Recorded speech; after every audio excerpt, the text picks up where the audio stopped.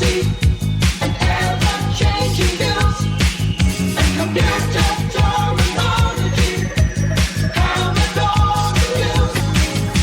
Are you keeping up with the Commodore? Yes, the Commodore's keeping up with you. Are you keeping up with the Commodore? Cause the Commodore's keeping up with you. Are you keeping up? Cause the Commodore's keeping up with you. Are you keeping up? Cause the Commodore's keeping up with you. Hello and welcome to episode 133 of Zapped to the Past. I am Adrian Mills and I'm joined as always by Mr. Graham Raddings. If you haven't listened before, this is a podcast where we discuss games that were released for the Commodore 64. We are using the magazine Zap 64 as a monthly guide for the games to focus on, but we are in no way affiliated with Zap 64 itself. This week, we start our look at October 1989 and the first batch of games reviewed in issue 54 of Zap 64, along with what was also going on in the UK singles and albums chart that month. Graham, delight us with the pleasures of the serpent. I mean, what do we have coming up?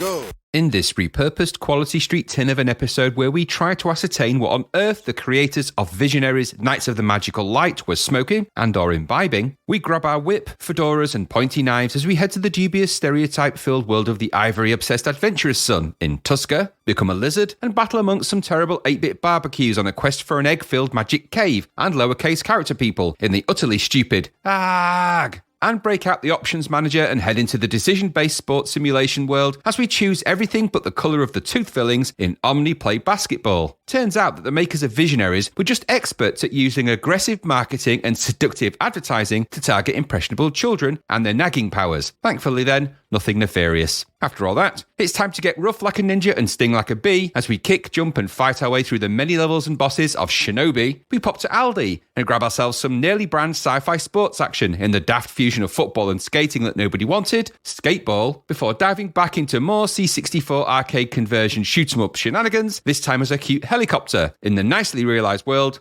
of Mr. Heli. Indiana Jones alikes, ninjas, angry lizards, and mono-horned cyclops. It's all going on this week. I'll just check we have the right option selected. This might take a while. Ringler! Well, after we've watched Take the Pleasures from the Serpent That Once Corrupted Man, we're left with these wonderful games. I'm sure I've just explained what they are in great detail. There are some games that come in. There are indeed 6. There's 6 this week. That's what we are. This is high for now. 6, having 6. Ooh, true. 6 juicy games. 6 juicy games, Governor. Juicy Junior. Anyway, we've got a cover to talk about. Should we talk about a cover? Yes, let's do that. It's a Carlton Handley cover. It is. Carlton. It's for the game APB, isn't it? It is a game I've never played. No, I've seen it in the arcade, but it's never been a game I had a big thing with. I've just seen it. I've had a couple of goes on the arcade at the arcade club and gone, Well, I mean, we're not looking at APB this week. We're actually looking at that one next week. No. It's a strange cover, though, isn't it? It's a bit weird. It's quite rude. It's got an angry cop giving us the finger, and there's a reflection of somebody in his glasses, and he's got a tash. He has. I'm getting a sort of, I don't know how to describe it. There's a look to that policeman. It's a sort of a Village People kind of look. Yeah, it's a bit. He's a cop of no city. There's no name on his badge at the top on his hat. No, he's not. And he says he's zapping you. Yeah, and he's covering up the C64 Amiga of the Zap logo as well. I like it. It's a nice touch, that. But his rude finger gesture, that's unpleasant for everybody. It is. It looks a bit weird as well. It looks uncomfortable for him. It's like his finger's really odd. Yeah. Don't look. I'm looking at my finger when I do that, and then my knuckles are up. No, I can't. It's like bent. I can't do that. No, my feeling is that finger was not the one he was originally holding up in the drawing, and they've had to correct it. Yeah, it was corrected. He's been corrected, and that's my feeling. And also, he's got really dirty, grubby hands going on there. Wash those hands. Wash those hands, damn it. That looks like it's been that's been in a tailpipe. That finger. I don't want to know where that finger's been to get that dirty. I do have to say that I like the blue and red of the background to sort of highlight obviously the police lights that would probably be going along. I think that's quite a nice touch. Quite a nice touch to have that on either side. Gives it a nice sort of vibe. But again, they've just gone too much text at the bottom. Yeah, and I don't like banner things across with sort of Mammoth. arrows in. It reminds me of really naff sort of early web design, web pages had sort of crappy navigation on like that. Yep. And it reminds me of that. It's like maps, bugs, solutions, novelties, party tricks. It's like just because there's mammoth playing tips special. Does anything, how to make something that's probably quite interesting sound the most boring it can be? Add the word mammoth to it. It's like, It's not good. But we have got Tusker to look forward to, and then a load of Amiga games. yeah, Tusker in there, a lot of Amiga stuff. Chris Butler, the Power Drift interview. No, that's just there for, there's nothing special about it. It's just kind of stuck there. It's weird. It really is a bit stuck there, isn't it? It's a bit like, oh, we need to fill that space. Why? Because it looks a bit weird. He's got grubby fingernails as well, hasn't he? Around the edges. Honestly, that's his name. But the cop, grubby fingernails. Hey, grubby fingernails, who are you partnered with? Nail Brush McGee. He's over there. Not him again. But at least you can win a Sony Video Walkman. A Video Walkman? Is that a thing? They make those? I don't remember those. I don't know. How would that work? It's from US Gold, so... You can put any VHS you want in your Walkman and listen to it. You can't see it or anything. Yeah, that would be weird. Sony Video Walkman. I don't even know they were a thing. I've just actually looked at that. Yeah, what is it? You're walking along like, I'd be jumping up to your tape would be chewed up. It'd be a nightmare. I mean, it works quite well for the videotapes, but carrying the TV on your head really hurts after a while. You get a really sore neck. It's like, Yeah. It's mounted on some kind of strap that goes around the back of your neck. You'd be like, oh, it's so heavy. Why can't they make lightweight screens? Not yet they can't, but they will soon in the future. I think it's quite the challenging cover. Rude. It's quite rude. It's not a great representation of law and order. I think that's why they've not made him quite a policeman. It's obviously an American policeman anyway. So his finger is wrong, but it is all kinds of wrong. But that's the cover, I suppose. That's what it is. That's the cover. There you go. We've done our duty. We've done our due diligence. We've looked at the cover. Shall we move on to some games? That's the plan. That is the plan. That is the plan. Right. Let's get into our first game then.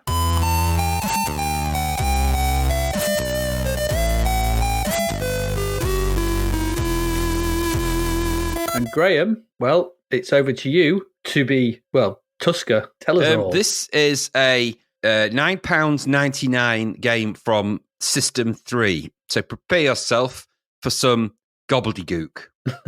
It was produced by Jonathan Dean, coded by Duncan Meach. The graphics, now this is where it's quite crazy. The graphics are by Hugh Riley, Matt, Richard Hare, Gary Carr, Duncan Meach, Tony Hagar, and Paul Doherty, or Doc. That's everyone. There's a lot of people doing the graphics. Everyone. Did they all draw a pixel each or something? What's going on? That's a lot of people. And the musician there is Bartholomew Gray. Matt Gray, everyone. Matt Gray. Yay. There is a story to this, extensive story. Shall I read the blurb? I'm going to read the first bit of the scroll to give you the sort of set the scene for this game. Go on then.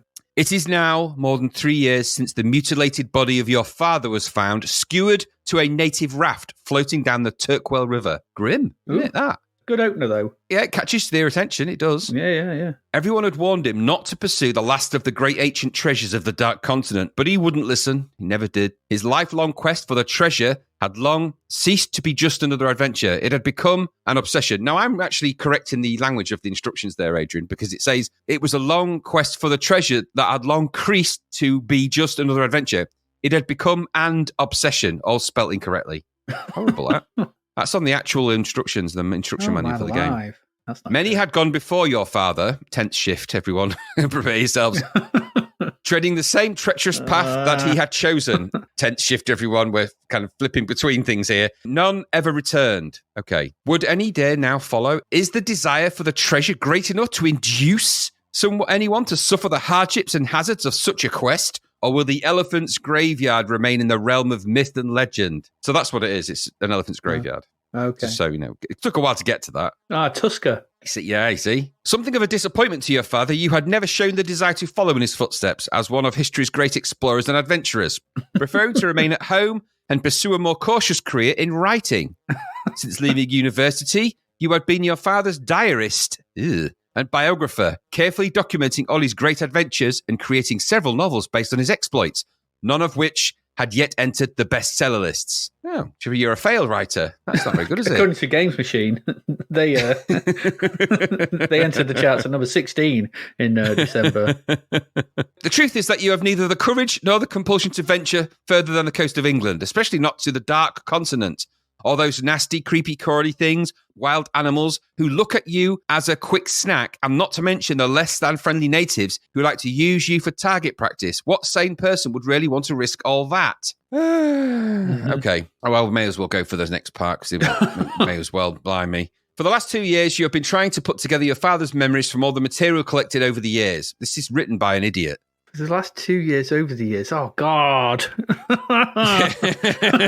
While searching through your father's papers, you happen to find your father's private journal. Say father again, one more time, I bloody well dare you. His own personal diary that he never showed to anyone. You are surprised to find this here. It would have been handy if it had given him that, and maybe his books would have got in the bestseller list. You know, the actual good stuff. Exactly. Why did he have to find this when he disappeared? Anyway, you are surprised to find this here, as he would never go anywhere without it. And you had surmised that it had been lost when he was murdered. Her was murdered. Sorry, when her was murdered. Written by an absolute... German? You had never been allowed to read the journal while your father was alive, though you often asked permission to do so. God's sakes. Your father had always dismissed the contents of the journal by claiming they were little more than the emotional ramblings of an old man and of no use to your literary works. You were soon to discover how far from the truth your father's claim was, and the sinister nature of the journal's contents. The journal was full of hand-drawn maps. Oh my God, not hand-drawn maps, Adrian. They're the worst thing to find in anyone's journal. The terror. Sketches of landmarks and numerous notes on the elephant's graveyard. Elephant's graveyard, not here. Found it, it's here. It became clear that your father had been looking for the graveyard most of his exploring life and had amassed information from every quarter of the Dark Continent. A story here, a folk tale there, but all had been appended with the same pathetic footnote. No luck so far. It's crap. It's written by a complete, honestly. Why had your father not taken his most personal possession with him? Did he know he would not come back this time? As you read the well-thumbed and browning pages, you are drawn deeper into the web of mystery that has its center the greatest prize of all, the elephant's. All right, we get it. The elephant's graveyard. What's so good about the elephant's graveyard? I don't know. I don't know. I guess it's dead just elephants. bones, isn't it? It's elephant carcasses. I'm guessing tusks. So no, not that ivory now. The trade in ivory is illegal. So just this game has several historic problems about things like that. We'll come to those later. Nearing the end of the journey, you will find 2 pages have been hurriedly torn from the book, leaving only frayed remains. Bending back the covers of the journal in order to examine the remnants of the missing pages, you notice part of a name written in your father's familiar scrawl. The word is hard to make out, especially as the end of it is missing. All you can see is Aaargh. It's not a word. Reaching for your atlas, you turn to a detailed map of Central Africa, because that's exactly what you do when you find a gibberish word. You go to the Encyclopedia of Africa and go, well, I recognise that place. Yes. After careful scrutiny, you discover there is only one place it could be. Aaargh. Oh, right, okay. Aaargh. Is this where your father's last adventure began? Oh. Maybe it was where it ended, really. Yeah. What was so important about those 2 pages that he would rip them from the journal? Had your father stumbled across the true path to the elephant's graveyard? Had they seen Indiana Jones films at this point? Very much the irrational so. compulsion to follow your father's trail overpowers you. It's starting to read like the end of one of those choose your own adventure stories. Your adventure ends here. Mandrake. You look up and see Mandrake. Mandrake is like, who wrote this shit? You've not survived my attention. Exactly. So where do we get to? So what was important about the 2 pages? Had your father stumbled across the true path to the elephant's graveyard? The irrational compulsion to follow your father's trail overpowers you. Ill-equipped and even less prepared, you make the decision to leave for the Dark Continent at the earliest possible moment. Call it Africa. Call it it's Africa. Really annoying that they keep referring to it as the Dark Continent. It's like, oh, God. It's part of a bigger problem with this game. Still shocked from the rashness of your decision, you slowly regain your composure with the realization that your father's dream has become your destiny. Stop writing. Stop writing this crap 2 pages ago. Loading instructions. Finding the lost paragraph. You must press play. Please. Oh my gosh, honestly. And there's just loads of gushing extra. I'm not going to go in for any more of that at all. No. So the game begins, and there's a simple loading screen, title screen, with more than a hint of Indiana Jones in terms of logo design. So the Tusker writing is in the Indiana Jones style, in the Indiana Jones way. Okay, and the game starts. First of 3 levels at the top.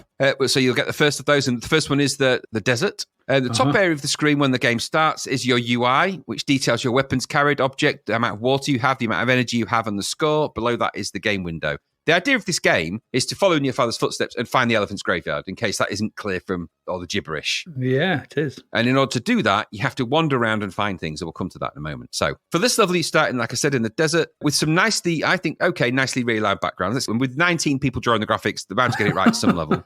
Yeah. So there's some nicely realigned background details and suitable dumpety music. Thumpy Matt Gray channeling Fabio Frizzi, though, because that is the zombie main title music that he's ripped off there. Is it? It certainly is. Cool. Yeah, it's the even later on, if you listen to the music, it goes.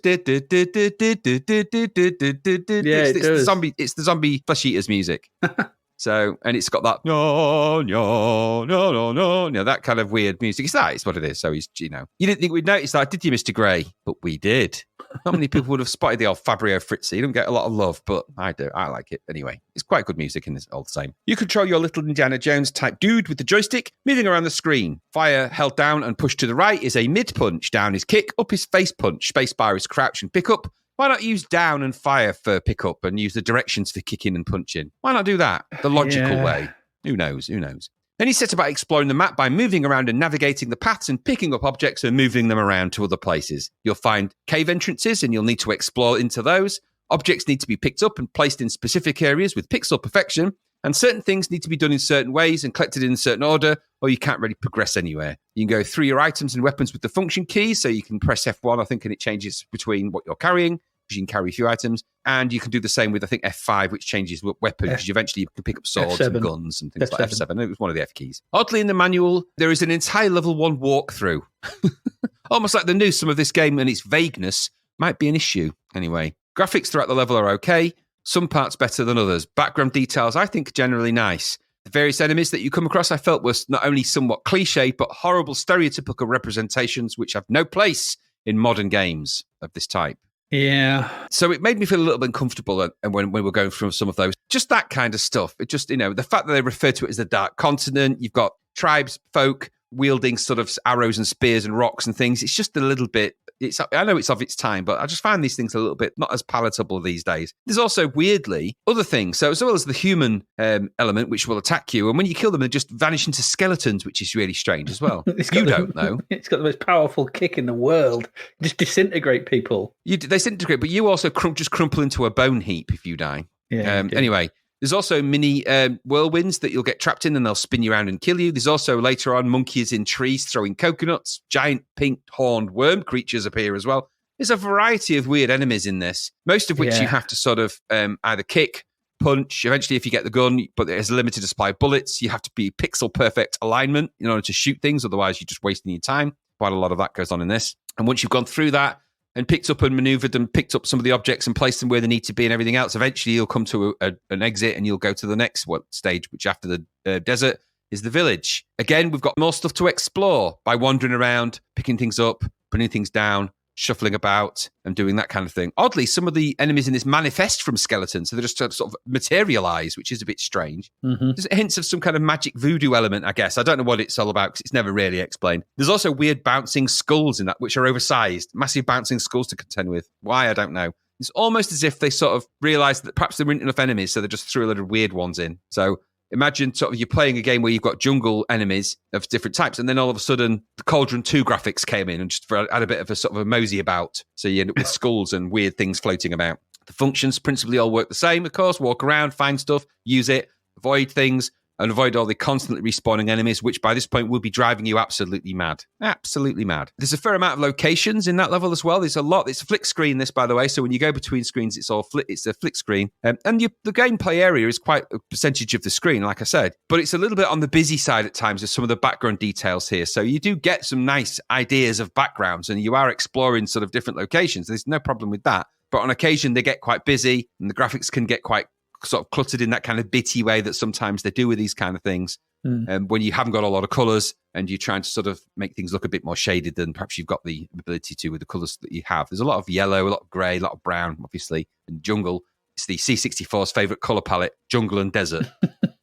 The music here is a bit more traditional thumpety Matt Gray, isn't it? It's a bit more thumpety, that one. Mm-hmm. Follows his more familiar and less IP infringing template, I feel. Eventually, you'll get some more cavemen as you go into caves, and giant flying dinosaurs start to appear. this game was legitimately about trying to find an elephant's graveyard and following an adventure. I'm not quite sure where the science fiction came in, but maybe it's good that they did that was the 2 pages torn out of the diary, I think.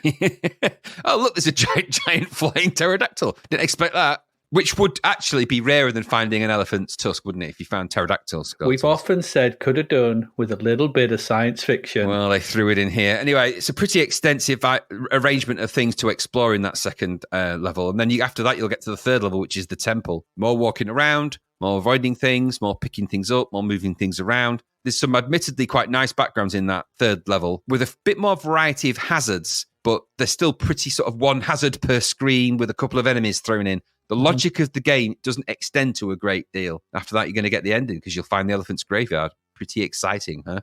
All right. In principle, there should be a lot to like with this, really. Solid production team, good production outfit, System 3, some good music, some nice graphic details. It has a kind of, if you want to think of a look, if it has a look, I thought it looked a little bit like Predator in terms of the way you can run about and the way you sort of move about. How's that look? That kind of size of sprite as well. They're not bad looking sprites, but that's how it looks. Reasonable controls. I mean, they're a little bit back to front, I think, and they could have been done better. But once you get used to it, maybe they work. I've found that there's a little bit of clustering about those, and I'll come to that. The main body of the sprites are generally okay, well realised for what they are. So why don't I like this as much as I probably should then? Because normally these kind of games would appeal to me if it's done in the right way. Last Ninja has this kind of explore the locations in different areas and find stuff and move stuff around. Why am I not digging Tusker in the same way? Well, firstly, the controls. They're a bit fiddly when you move in, pressing fire, spacebar, and function keys. It's always hard in games that have lots of respawning enemies to flitter around controls like that, I find. And it's not easy. And yes, you've got a powerful kick and punch, but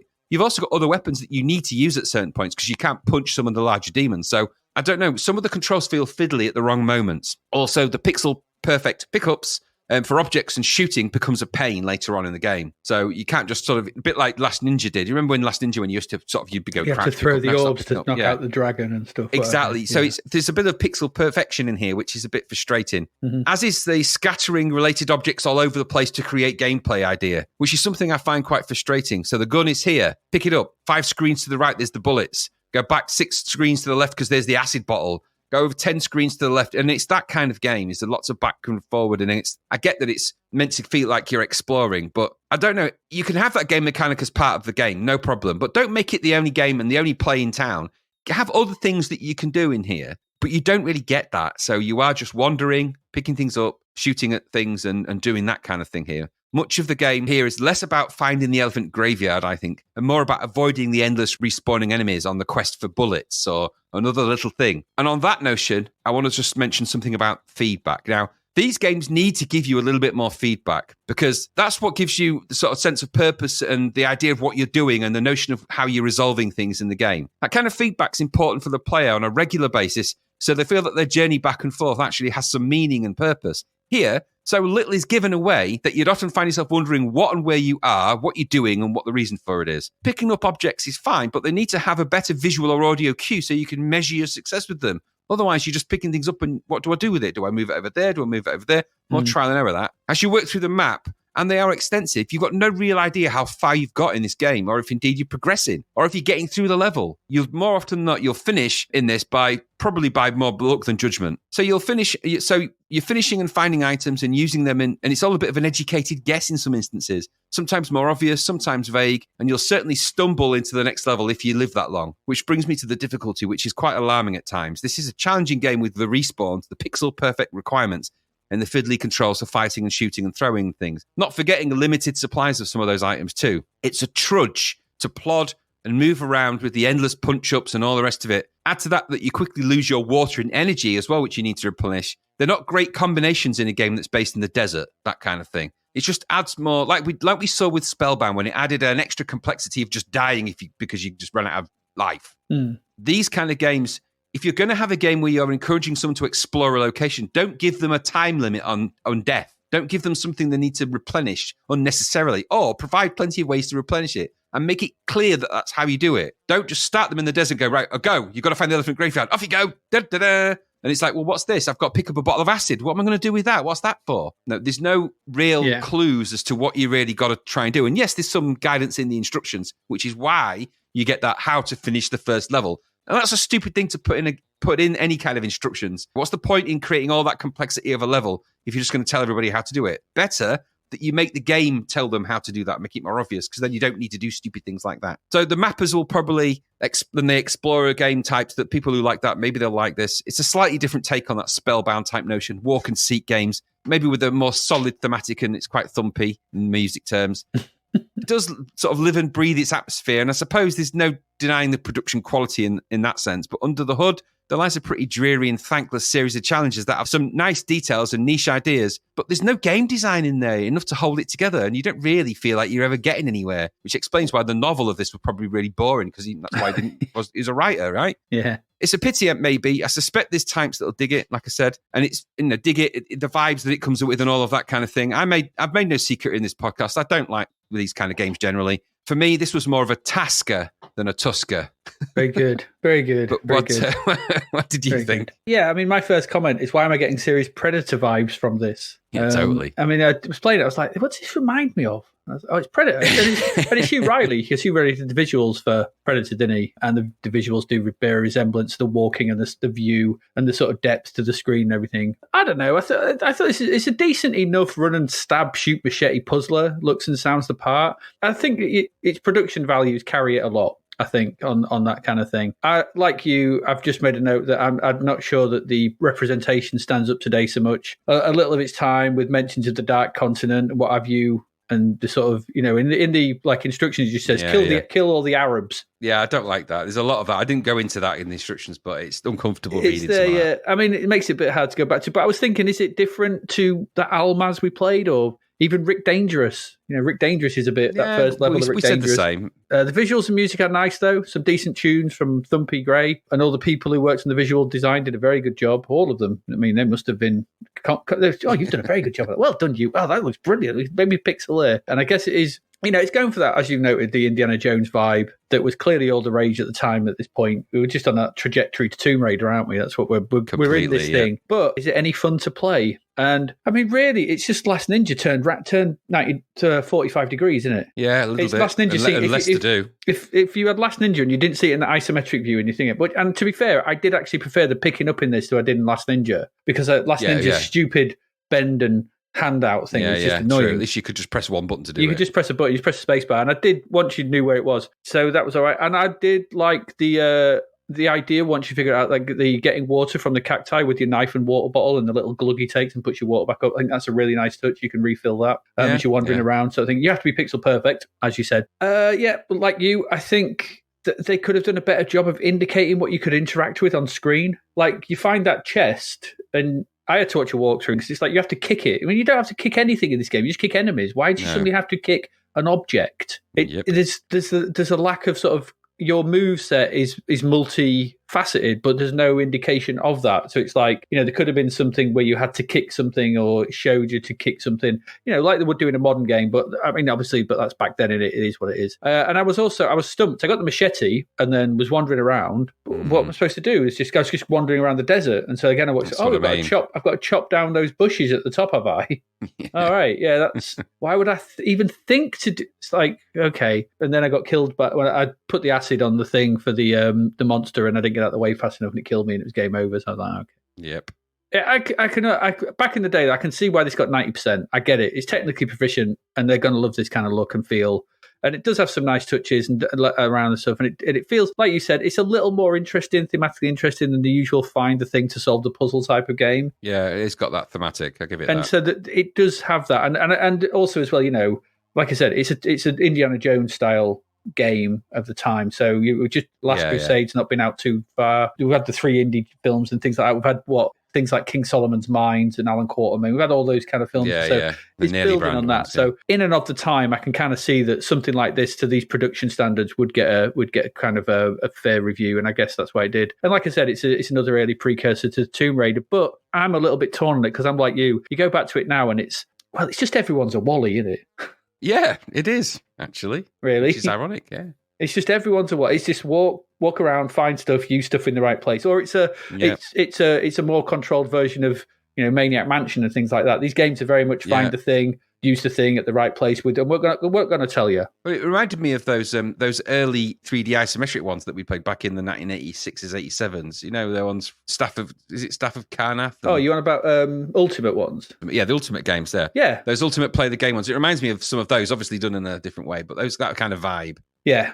With the same kind of problems, strangely enough. Yeah. You have to have the things in hand at the same time. So there's some nice ideas, but it's hard. It's just to find the thing, to use the thing 20 screens to the left or up or right. To the Yep. Walk and see. Type of game. That's what it is, isn't it? Tusker.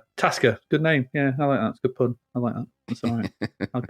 I'll give you kudos on that one. Well done. Well done. You have 10 quatloos. Yeah, absolutely. Yay! You are one step closer to the elephant's graveyard with that joke. That's what you are. Oh, there we go. That's Tusker. Yeah, it probably deserves its sizzler, probably. Yeah, I'll be kind. Let's move on to our next one, which, I'm sure it's the second game. It must be Ace.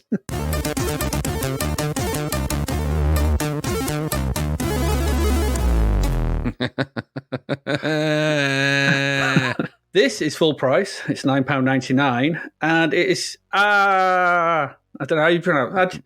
It's Aaargh. Aaargh. Aaargh. You wouldn't just write Aaargh, would you? maybe he was dictating. The Castle of Aaargh. Melbourne House is back. Yay. Yay. I've no idea why. When they bought by Virgin and Mastertronic and something, I don't know. But anyway, here they are.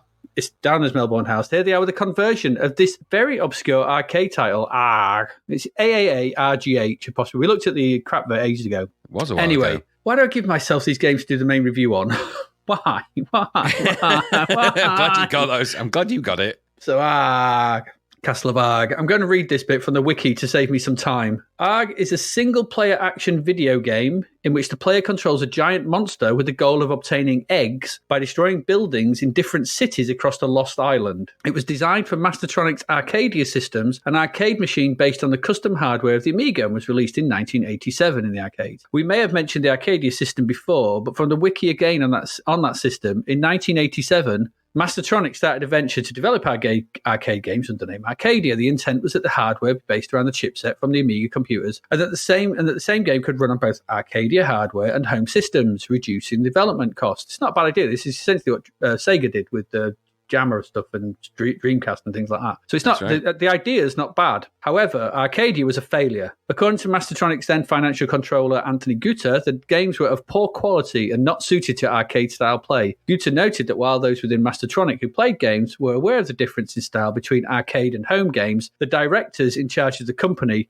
were not. According to Guter, Arcadia's failure nearly bankrupted the company. Aye. So the suits up top were going, this will make it dead easy, just make some games. No, these are crap. No, they're not. Okay. Well, you're crazy. And so we come to Aaargh. This was ported to the C64 by Vicious Fish from Marillion. That's why he left Marillion for. I was going to say it's from the Dark Marillion, yeah. Yeah. That's according to the game. According to Lemon 64, it was developed by Binary Design, coded by Paul Gill, who also did Star Wars Droids. Oh, there you go. It's got visuals by Eric Casey and Picture Element. Hate that word. Too hard to say. And it's got music, though, by Wally Beban. Here we go. When the game loads, we get a confusing title screen with the word Aaargh across the top. All the credits down the middle, and the two stars of the game, the ogre and the lizard, randomly moving about on either side of the credits in that kind of the way you would describe them, sort of moving around going...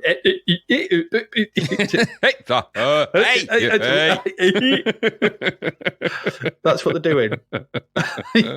I didn't care for it. And the crappy ogre and lizard sprites don't promise much either. You can play as either the two creatures by putting the joystick into port 1 to play as the ogre, or port 2 to play as the lizard. Whichever you choose, pressing the fire button starts the game. I'll say this right here. A looker, this game is not. The main action takes part in the lower section of the screen, whilst at the top are two bars, one yellow and one red, which have black borders on three sides, but not the end for some reason. I don't know why. There is also your score there in good old Commodore font, always a sure sign of passion and quality in a project. The border is also grey. That's not good either. It just makes everything seem washed out and horrible. I don't know who thought this was a good idea. You can start at a number of different locations on the island, but the premise is essentially the same. As the creature, the ogre or the lizard, you've got to wander around the single location and smash up buildings with your fiery breath or punch. At the top of the level is a cannon that roams back and forth for some reason, and birds fly in from side to side and drop rocks on you, depleting your health. As you smash up the buildings, controls are obvious. You just up, down, left, right, and hold down fire and push right and left to punch, or don't do anything, press fire to breathe fire, that's it. Once the buildings are destroyed, they may reveal one of the lost eggs, or a power-up to increase the damage done with like a lightning bolt. Should it be one of the eggs, then you are then transported to the Cave of Treasure, where you must fight the other monster in the game for ownership of the egg. If you do so, then you're transported to another location. You've got to do the same again until all 5 precious eggs are yours. Precious eggs. Precious eggs. Precious eggs. As you're doing this, your health will be depleted as you take hits from humans and the birds. And should this reach 0, then you'll die in a most gruesome fashion, and it's game over. So on the face of it, this is a derivative of Rampage, as you control a big monster smashing up buildings and chomping on humans and stuff. But that's kind of where the similarities for this version end. So this is just awful, from top to bottom, awful. The visuals are some of the worst I have seen in a long time. I mean, we played Blue Thunder last week and the other week, and I'm like, this, I don't know, not awful blocky character graphics for the Duplo-style locations in the buildings, and a fire effect that is just dreadful. It's just 2 characters. There's barely any animation. It's just crap. The main sprites scoot and wobble about the screen. All over the shop, and everything is character-based, so movement is jerky and you can't get past or through gaps that you should be able to. Control is a mess as you try and destroy the buildings with the shonky system of combat that gets even worse when you make it into the treasure cave. I laughed out loud at several moments when I first jumped in the cave and this ogre and lizard are just bouncing around crazily. I know what's going on, but I laughed even harder when the humans fled from the buildings because they're just lowercase eyes. So bad. It's just so bad. They're just a lowercase I. We've played loads of these kind of things. Remember that other one we played, the Godzilla, the Chewits one the other week. The little people, the little sort of, they were sort of character cut, but they were little character drawn. They were all right. Even in Rampage, the conversion of Rampage, the little people, they're just lowercase eyes. Just going character movement. They're not even scrolling. They're not even moving smoothly. They're just flicking from characters up, down, left, right. Just awful. And still bloody letter I.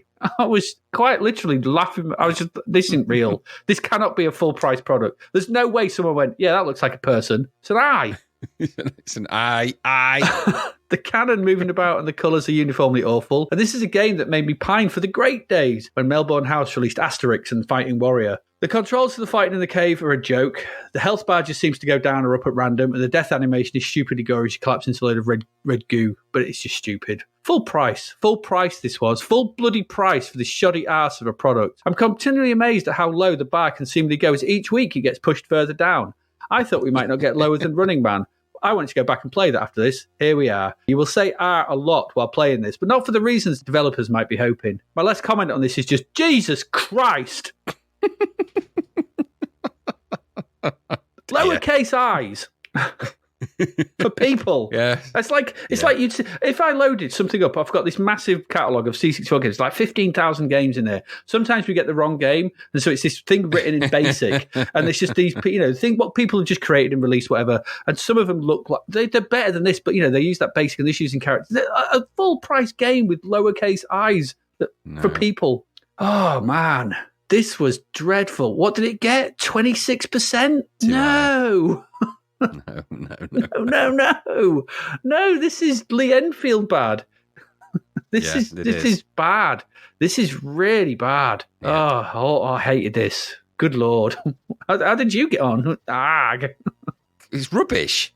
I mean, I don't know what manner of person spat this out of what orifice, but it's awful. This was coded by a buffoon of the highest order. What in God's name is this thing, Adrian? What is it? I mean, as soon as it started up, I was like, never, ever create a logo in expanded sprites. Not around me. Not post 1984. Just don't do that. No. It's like bloody Aaargh writing with its big chunky blocky edges. I'm like, ugh. And then there was just those, like you said, the sprites. And there's just, it was like a sort of a horned man spinning around on the spot. Even Wally Beben's music wasn't particularly very good. No, either. I don't think. I mean, I'm getting the sense he never made the music for this. They just found that on a disc somewhere. It had a Homer's homepage vibe about that It did. page. Totally, It was Dancing it really Jesus, did. wasn't it? It Dancing was over exactly a lizard. Terrible. And then so I mean, you can't actually call this a game, can you? It's awful in every way that anything can be.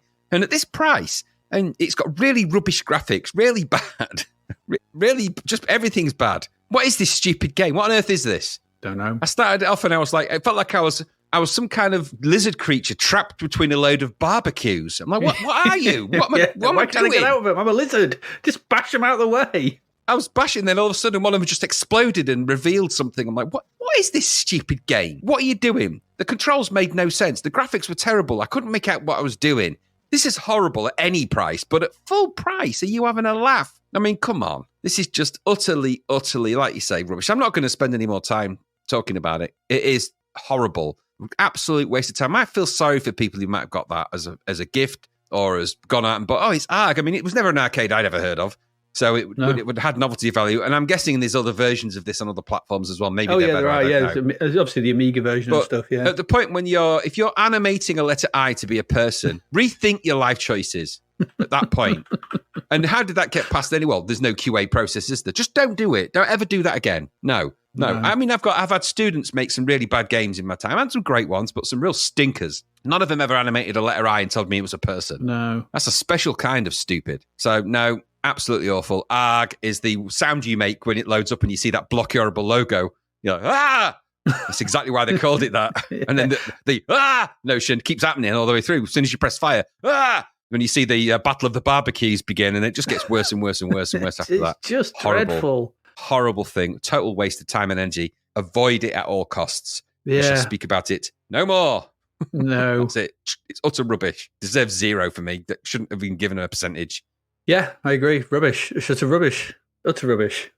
Nope. Absolute rubbish. Another one that's going to be This is going to be comedically fighting out its way to, for the worst game of the year, I think. And not an egg in sight in that game, considering it's an egg game, and that's very disappointing. No, I found an egg. Very good. I got to the Cave of Treasure, and I laughed as it bounced around. Treasure. No, I'd be throwing that game into the Cave of Treasure, otherherly known as the toilet. Like, in you go. There you go. That's the best place for you. I'll put some treasure on you later. That's all you're good for. Melbourne House. Rubbish. Yeah, very much so. There we go. We've still got one more. Let's get onto that. Hopefully it'll pick us up a little bit. Let's hope.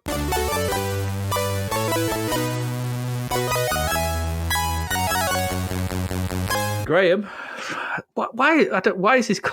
This is Omni-Play Basketball. What does that title even mean? What does it mean? You know what it means, right? So I'll tell you what it means. This is from Mindscape, so that's what it means. They should just call this Option Heavy Basketball.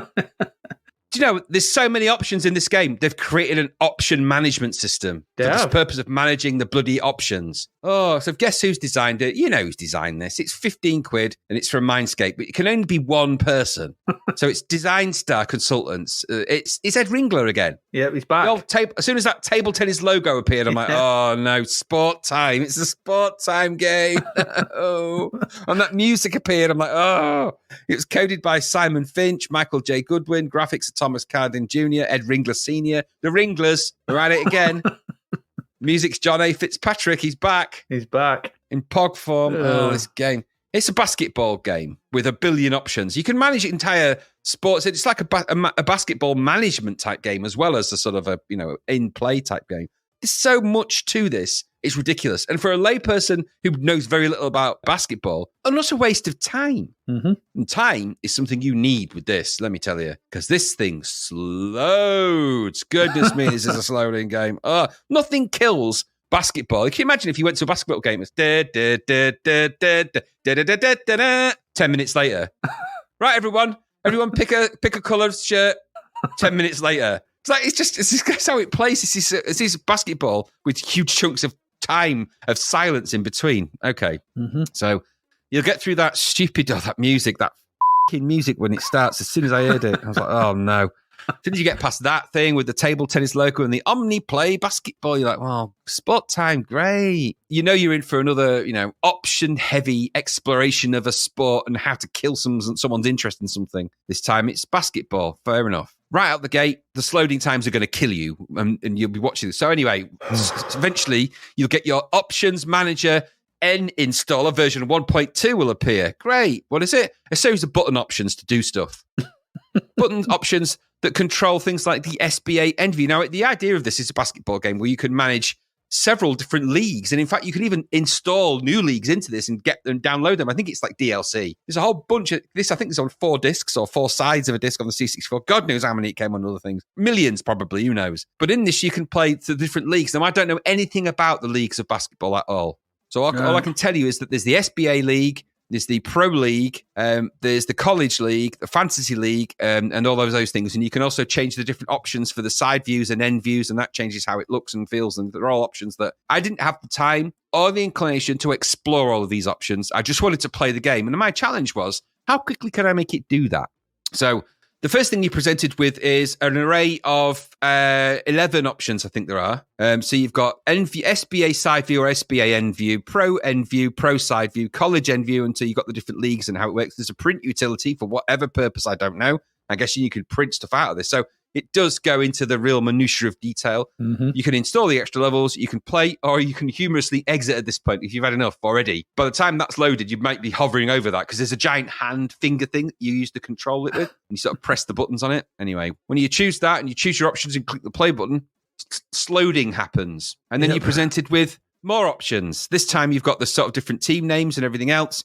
You can view the league history, the team records, you can reset the league. There's the OMNT screen, whatever the hell that is. You can view your team history. You can improve the team somehow. You can show previous games. This is a game where, for the statistics, and people who are really into this are going to dig all this. I don't doubt that. And I feel like I'm doing it a disservice by not understanding a thing that I'm doing, really. So there's probably, all of this is probably very important to a real stato, basketball, aficionado maybe. So once you've gone through that, believe it or not, you get even more options after that. Yeah. So once you've gone through those options, even more options, and there's a whole bunch of other options. I won't go into all of those, but this is a game where you're getting into details about the teams, team stats, the team types. But even before you even get to that game, and there's more slowed in. There's like a pre-show thing that appears where you get 2 presenters, which then just kind of chat to each other. You can watch that if you want, or you can skip it. There's like a little video controller. Yeah, it's weird, wasn't it? Yeah, and it's also endless and really boring. They're not funny at all. It's like, hey, Bob,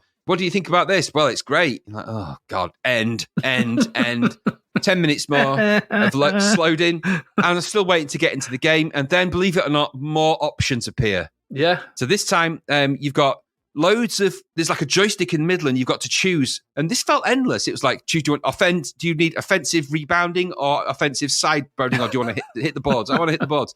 Do you want forward facing, blah, blah, blah, backward facing, blah, blah, blah? I just want to hit the boards. Do you need this? Do you want that? More boards. Do you want this? What about this? What about that? And it's just endless option after option. And I get it's like a coach management type game. So you're going to affect those choices. But if you don't know what those choices mean or are, and there is an extensive instruction manual that goes with this. So if you're into it, you're going to be into this and you'll know what it all means. I'm not. I kept saying hit the boards because I wanted to see what the actual basketball game was like when I get to it. Finally, after loads of loading, it appeared. And what a letdown. Yep. There's this half-assed, crappy version of a basketball court seen from the midline towards the basket. Mm-hmm. Now, you start off by viewing one half of that, and then if the ball crosses over to the other half, it just flips. So all of a sudden, you flip to the other side. It's really disconcerting when it does that. You're like, ah! And then all of a sudden, there was just loads of players on the court, all running around in different colours, all looking at different directions and not really seeming to know anything. There's a crowd of really weird, blank-faced observers. This is really kind of disturbing, sort of dystopian basketball. Almost in complete silence, apart from the sort of bouncing ball and a few spot sounds. Really dull. Now, we've played some other basketball games that were actually a lot better than this, without all these options where you could just get in them. That 2-on-2 game that we played, what was it called? I think it might have been called 2-on-2, but there was some time ago we played one. That had a similar court view, but it was a bit more interactive and a bit more immersive than this. And we had that Jordan versus whatever it was called, the other basketball one. It wasn't great, but it's still more playable in terms of the way it you've only just presents got- basketball. Just say international basketball and be done And with international basketball. But this thing, I mean, I get all these options and everything else, and this goes right into the percentages of how good your players are and how many goals they've got. Sorry, goals. How many baskets they've scored and all of those kind of things. It goes right into the details of all of that. But this felt to me like it was just something was happening, and I was just kind of, maybe I was part of it. Maybe the decisions I'd made had changed something. I didn't know what I was looking at. I had no basis for comparison. So what is probably a dazzling array of options leads all the way through. And we've had this with their games so many times before, leads all the way through to a tiny window that flips halfway on a near impossible visual sort of compendium of basketball with loads of writing at the bottom quarter of the screen in terms of the player names and who's doing what and in what way and the timers and everything else. And then the top half being where all the sort of action, quote unquote, action happens, with just what looked like loads of mini little sprites running around in a kind of meaningless way with a really crap representation of a basketball court. Not what I expected after all that bloody options and all that loading. I mean, this is near on impossible to ascertain what's happening in it. And the slow loading literally kills your enthusiasm. So when you get to this, by the time after all that loading, you just go, what? You know, it made me angry. Now, the actual gameplay itself, when you're trying to negotiate what you're doing, it's sluggish in that basketball thing as well. The movement's jerky and not very fast. I expected more from this. And there's just more fun basketball games out there. And I don't really like any of these kind of games, and I certainly don't like this one. But I am going to give it a little bit of a whole pass because I imagine this is probably designed for a very specific kind of game player. If you're into basketball and basketball management, then you're going to dig it. And it's probably everything you might want. For me, I find it almost impenetrable because of the loading and because I'm not into basketball, and I certainly can't be asked with all the options on it. So somebody's probably going to like it. Basketball aficionados, they're going to dig it. I am not any of one of those. So for me, it was a switch off because I got bored waiting for it to do stuff. What about you? Yeah. I mean, this is pretty much the same. So much loading for this. And I've written it as well. I mean, it's my first comment. You really have to be a basketball fan to struggle your way through this one and get anything from it. You've got to be really deep into your basketball at this point in time and go, this is what I wanted. This is the depths and the leagues and the options and the things and the forecourt bounce and the press and the run around and I don't know. We get all the telltale details. It's an Ed Ringler game with all the menus and options and stuff. I don't know how he gets the time to keep programming all these games. There's another one next week,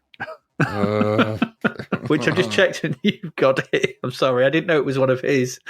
I'm very sorry. Anyway, the loading for this is painful, slow and tedious, even in warp mode. I put it into warp mode. Yeah, I thought that. Endless. Just endless. Just went, I put it in warp mode. I was like, is it working?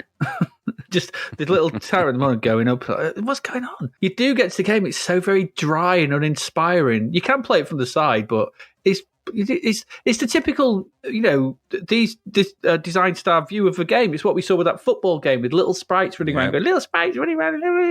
Tiny sprites. Like again, international basketball may be years old by now, but it plays a better game of basketball than this. I was, go play that if you want a basketball game. And even if you like all the stats and stuff and depth that this game purports to have, I don't think anyone's got to put up with all this loading. I mean, it's slow, it's dull, and basketball's you said, it's a fast paced. Not my cup of tea, but it's fast paced, running back and forth, lots of noise and drama and everything. And this is just dull and uninteresting. Omni-Play Basketball. It's a dull name as well, isn't it? What does it mean? What does Omni-Play mean? It don't mean anything. Just to say, by the way, we've also got next year. I had a look. Next year we've got Omni-Play Horse Racing. From these. God, no. That comes next year. That's next year, and that. Yeah, can't wait. That I think is the very last one. So we've got 2 left. We've got 2 Ringlers left. Thank God. That's how I measure time units now, in the Ringlers. This game takes 10 Ringlers to load. It's too many. Oh my God, that's ages. I'll see you later. How long are you going to be? 3 Ringlers. Oh my gosh, I have a beard. Good Lord. How long you had that beard? 6 Ringlers, maybe 7. Right, where are we? Omni-Play Basketball is slow, but yeah, I'm with you. We say sort of thing to our students, sort of thing. Who's your game aimed at? What's your target audience? I mean, this is aimed at a really specific target audience. Yeah, very. And they've made a game for them, so I can't knock that. I guess and they'll probably play it and go, "Oh, it's amazing! It's amazing!" Yeah. Where everyone else goes, "Oh, just let me play something else." Yeah. There we go. Omni-Play Basketball. That's it for this half. That's 3 games of varying quality. Is I think the best way I'll describe those 3. We'll take a break now. We'll come back. We're going to look at lots of music from the UK charts for October 1989. So please do stick around.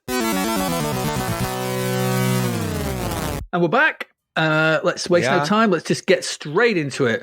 Let's waste no time. Let's ride on time, because that's still at number one for the first 2 weeks. No, I'm not riding on time anymore. No. No. We've had enough. We've spoken enough about that song. Replacing it, though, maybe we should go back to talking about Ride on Time, because that's what I like by Jive Bunny and the Master Mixers. 3 weeks. 3 weeks. 3 weeks. These fools need to be trapped in a time prison. With General Zod and Non. Yes, just put them in the Phantom Zone, be done with it. Get rid of them. 3 weeks. That's at least, that's 2 Ringlers, for goodness sakes. Wait, way longer than it should be anywhere. Yeah, I listened to, we'll talk about it. Oh, good Lord. It's bad. It's really bad, isn't it? Anyway. Yes, they're all bad, those stupid Jive Bunny rubbish. Yeah. Number one albums for the month. The first week we had The Seeds of Love by Tears for Fears. Some interesting bits on it. Yeah, they always have interesting bits on their albums. I'm never quite sure their albums actually stand up to a full listen, though. No, maybe not. Crossroads was set next week by Tracy Chapman. Yeah, we mentioned it last time, didn't we? Yeah, we've spoken about her quite a bit. Enjoy Yourself was the following week by Kylie Minogue. Second studio album from her, bubblegum pop, dance pop, and disco album that mainly discusses romantic relationships. It received mixed reviews, Adrian, from the music critics who criticised its similarity to her debut release. Oh, did they really? It sounds like your first album. I wonder why. Is it because it's produced by the same people doing the same thing at the same time in the same way? Exactly. It's rubbish. Stop it. Garbage. Yeah. And for the final 2 weeks of the month, we had Wild.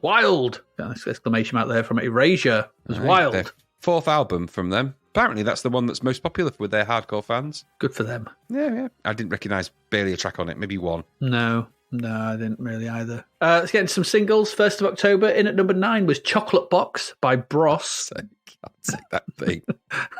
No. Look, I admire anyone that wears, we call them stringers now. I think that's the popular name for them now in terms of like gym T-shirt type wear. They're wearing vests. Both the drummer's wearing a studded leather vest. Is that? Yeah. It's ballsy. I'll give him that. It is.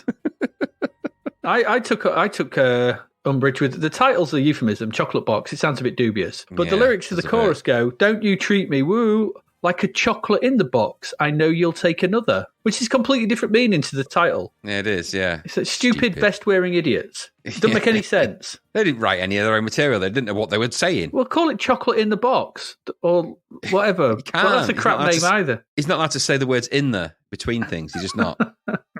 Chocolate. You can only do that. That's that noise. That erases them, so we can't do it. All right, okay. Stupid rubbish. In at number 12 was, this song, Street Tough by Rebel MC and Double Trouble. I knew it was coming, this one. We'd mentioned it a few times. Ding, ding, ding, ding, ding, ding, ding, ding, ding, ding, ding, ding. Yeah. I'm sorry, listeners, but I hated this. I know. And in all fairness, I can understand it. Oh, it is the nadir of this shit. It isn't great. And really annoyingly catchy. Really, but it's got everything in it you hate in a track. It's like they secretly listen to a conversation you had at some point going, what don't you like about songs? And you're like, I can't stand the ones that do this. And then just amalgamated all of that into one song. Yep. And then threw in some really stupid lyrics. Rough like a ninja, stinging like a bee. I don't get it.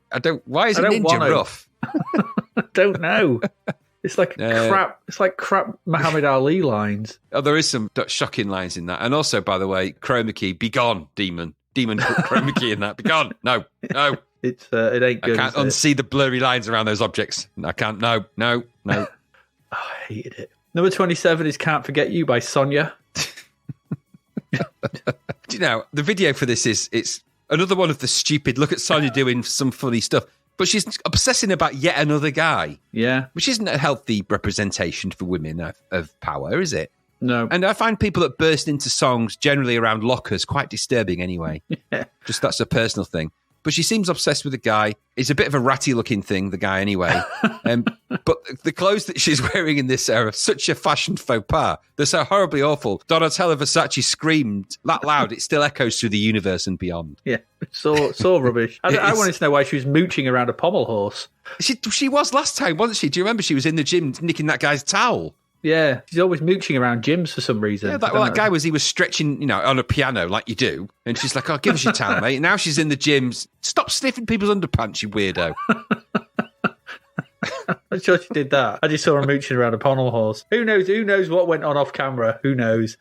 Number 28, though, is Leave a Light On, Belinda Carlisle. Yeah, it's not a terrible song, is it? Also, I personally think this is a great song. Great chorus. It's all right. And she is absolutely stunning in this video, but, Yeah, she is a bit. Yeah, just a bit. It's like what I was like, wow, okay. Yeah. Didn't expect that. George Harrison did the slide guitar on that track from the Beatles. Really? It's good. It's a really good song. And it's got an unusual structure as well, I thought, because it's got a bridge in and out of the chorus. Yeah, it does, yeah. Which is kind of, it's double bridged. Yeah. So both those bits are great. And it's all good. The verses are good, the bridges are good, the chorus is good. It's just a really good sort of that upbeat pop rock tune. Yeah, it's a good one of those, isn't it? It's a very good one. Like I said, she's not unattractive in that video. So number 32 is Love on a Mountaintop by Sunita. Oh, this stupid thing. So much like her. So much like her. My eyes. So much like her. There was a lot of like her in that. I mean, orchestral hits, crappy song. Yes, definitely. The soul glow, strong in that, very strong in that video. And everyone, if you know what soul glow, make your soul glow, you know what I mean by that. And the dancing, well, it's very weak, which is unusual because she kind of looks like she doesn't know what she's doing. Yeah. So at one point she starts dancing, she stops and she's looking around and like, you didn't know what you were doing then, did you? And they've just left that bit in. It's just rubbish. Utter rubbish. Yeah. And as you noted, making love on a mountaintop is very dangerous. Well, the lyrics are actually pretty rude in that song. If you listen to them, I mean, they're very suggestive. Ooh. Not just making love on a mountaintop, they're going to pump and do all this stuff. Let me tell you, that's a dangerous place to be doing anything. It is very thin up there. Absolutely. And you can very quickly fall into, get mountain sickness, and you could be asleep and drifting off into a nice place and never coming back. And as a testament to that, if you go up to Mount Everest at any point, there's lots of people who've gone up there thinking they're going to make love on a mountaintop, frozen into the side in horror faces permanently. They're the permanent residents, the ghosts of the mountain, because once they've frozen up there, they leave them there, don't they? Yeah, they did. That went dark. Well, don't make love on a mountaintop. It's a public information film. Because we'll be back. Yeah, don't make love on mountaintops. It's very dangerous. People don't like it. Dinner's ready. Dad. Well, it actually ties into something that really surprised me. Maybe we'll post a picture in the show notes, but I found a picture. I'll have to find it again. It was of the queue of people wanting to go up the summit of Mount Everest. Yeah, I saw that as well. Weird. And it's like there's a big long queue, and I'm like, what is going on in the world? So that used to be a thing that rugged people with beards did. Now Bob Smith from down the chip shop's done it. I'm just up Everest tomorrow. I'll be back in a couple of days. See you later. Yeah, it's just, why is there a queue for Everest? There's a queue for everything. There's too many people on the planet. But can you imagine getting up there and finding that? You're like, oh, finally we've got to the summit. Oh, wait a minute. Don't jump the queue. Get back. Oh, God, really? On a mountain? Yeah. That's looking to make love. In number 34 is Kennedy by The Wedding Present. Yeah, I recognise this one. I didn't know the title, but I recognised it as soon as it started playing. It's just a favourite indie discos, this. I hear this loads at I had a feeling it might be up your street. Yeah. It's nice and catchy, and it's one of their more catchy ones. Some of them can be a bit sort of dreary, spiky sort of thing, but this is nice and catchy. Good stuff. All right, that one.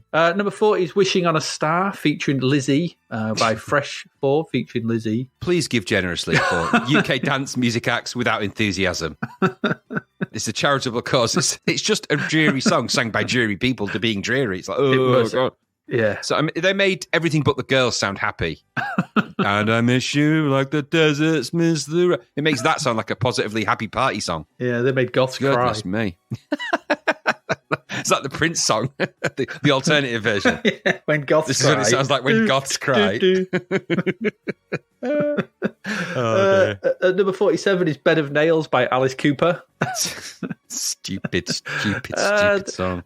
The verse in this is not particularly very good. It's good intro, verse is terrible. It's got a good bridge and chorus, and I do quite like it. But there's something interesting you like about the video. Yeah, it's got quality use of the gantry. We don't see a lot of that in music videos. They're always on the stage. Very rarely are they up in the upper areas of the scaffolding and the gantry, but there's a lot of gantry in this. And I welcome that quality gantryage into the musical fold. I don't think the gantries get nearly enough love in music videos. They don't. praise good old, and I think there's even more of it later on in another video. So yeah, good old gantryage. Good I old like country. it. I mean, I clearly thought this was filmed at the same time as the Poison video with some different coloured lights. Yeah, completely. Yeah, totally. It's like it's got the same gear on. It's got quality lyrics though. I'll lie you down, and when all else fails, I'll drive you like a hammer on a bed of nails. Subtle. Yeah. Subtle, but not making a lot of sense. Not really. I drive you like a hammer. Yeah, because you drive the nail with the hammer. But Yeah. I get what he's trying to say, but it's kind of all gone a bit wrong. It's gone very wrong. Alice, what are you saying? Don't know. Yeah. Our love is a bed of nails. Love is good on a bed of nails. Oh, okay. Okay. You rhymed bed of nails with bed of nails. That's good. That's well done. Well done.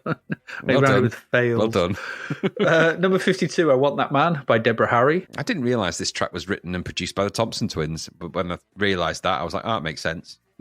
Yeah, I listened to it. I mean, I knew this song. I want that man. And I knew it. Sort of thing. I just can't help. I have a feel that those bands we've been mentioning, the Primitives, Darling Buds, all those kind of things, that kind of drew inspiration probably from Blondie and those kind of that news have kind of stolen her thunder somewhat. And I think this just sounds a bit bland and uninteresting. Yeah, I can't help but agree. It's often interesting. I think it's the third solo album, is it, that she does as well, that's on. It's just a bit nothingy. I think Deborah Harry was Blondie and Blondie was Deborah Harry, and she noticeably dropped the Blondie and became Deborah Harry for this. I still think she should have stuck to being Blondie and doing Blondie stuff. Parallel Lines is such a great album, and some of the others too, that this kind of stuff, this poppy stuff she's churning out, it's all right, but it's not Blondie. You got to go to the Thompson twins for your songwriting. It's like, Yeah, I thought that when I read it, it's like, really? And the Thompsons were called Alana Curie and Tom Bailey. They weren't even called Thompson. No, it's out of Tintin. Tintin, aren't they? Yeah, they're out of Tintin. Well, or are they? Well, obviously, they are. Yeah. I know. And at number 65 is Oxygen 4 by Yomi El Yar. Did you watch the video for that? I did. What bit made you laugh the most? I don't know if it was all of his Zoom faces. My bit was the bit where when he turned to the camera and then an O would just appear in his eye. It said oxygen for no reason. Yeah. And then when he's tapping his foot, he's tapping his foot on his name. With his crinkly shoe, he's tapping his foot. It's just, I mean, that video was obviously produced way long ago because the song came out in 1977.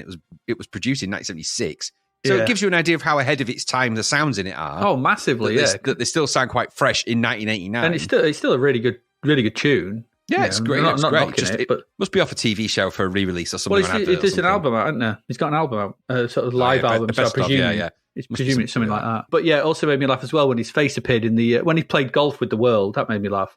And then his face appeared in the world. It just looked like he had a crap beard. It did, and all those head zooms gave me a real goal at the very beginning. It gave me that sort of day to day on the hour type vibe. Goal. It was a bit like that. I was like, oh, here we go. Sports Desk with Alan Partridge. Goal. It should be written on the back, but it's blooming not. It's blooming not. It's blooming not. 8th of October, we've talked about this. That's What I Like, Jive Bunny and the Master Mixers went in at number 4. No, hate it. Yeah, hate that too. Number 26, The Road to Hell Part 2 from Chris Rea. Aye, this is the road to hell. I listened to Part 1. Is it as chirpy? It's just an instrumental intro to it. It's 4 minutes long. Yes, God. And then it cuts into this. The only thing is, it's the mainstay of to 1,000 dad rock albums. Oh, isn't it just this? It's on loads of them. All those albums you buy, Dad's got bought at Christmas. Yeah, Dad, you'll have to like this when you're driving. Put it with all the rest. Yeah, let me put that track on when the kids are in the car. This is the road, because I'm taking them to school or whatever.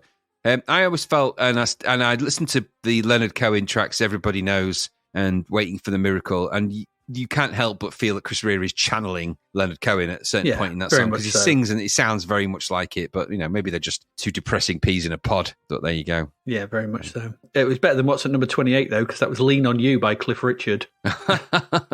He ain't leaning on me. No, it's not. My defense head will come out. Sepia. It's used all the sepia up in the world on this video. There's no more sepia left. No, it's all gone. Where's the sepia tint on Photoshop now? He used it all.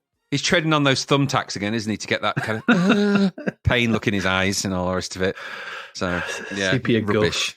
Rubbish song, rubbish video, rubbish. Yeah. Number 42 is Oh Well by Oh Well. Very odd track that is. What a weird song this was, yeah. It's really strange. It was a massive hit in gay nightclubs in the 90s, and clubs like Heaven and places like that. It was a huge hit there, which is why I think it's somehow entered the chart. I don't know quite how or why it was, or any of the tales of its release. We probably need Gary to be able to step in and help out there. He was, often frequenting Heaven nightclub back then, so he would know. Number 45, I Feel the Earth Move by Martika. A tragic thing, that. It's such a fall from grace. Such a fall It's from really quality weird. to your second song. It's terrible. I don't get it. I mean, it's a cover of Carole King's 1971 song, and I don't understand why you would choose that song to cover. It's not a great song anyway, but it's certainly not a very good song to cover, and it's such an adjunct to Toy Soldiers that it's almost like it's a different person singing it.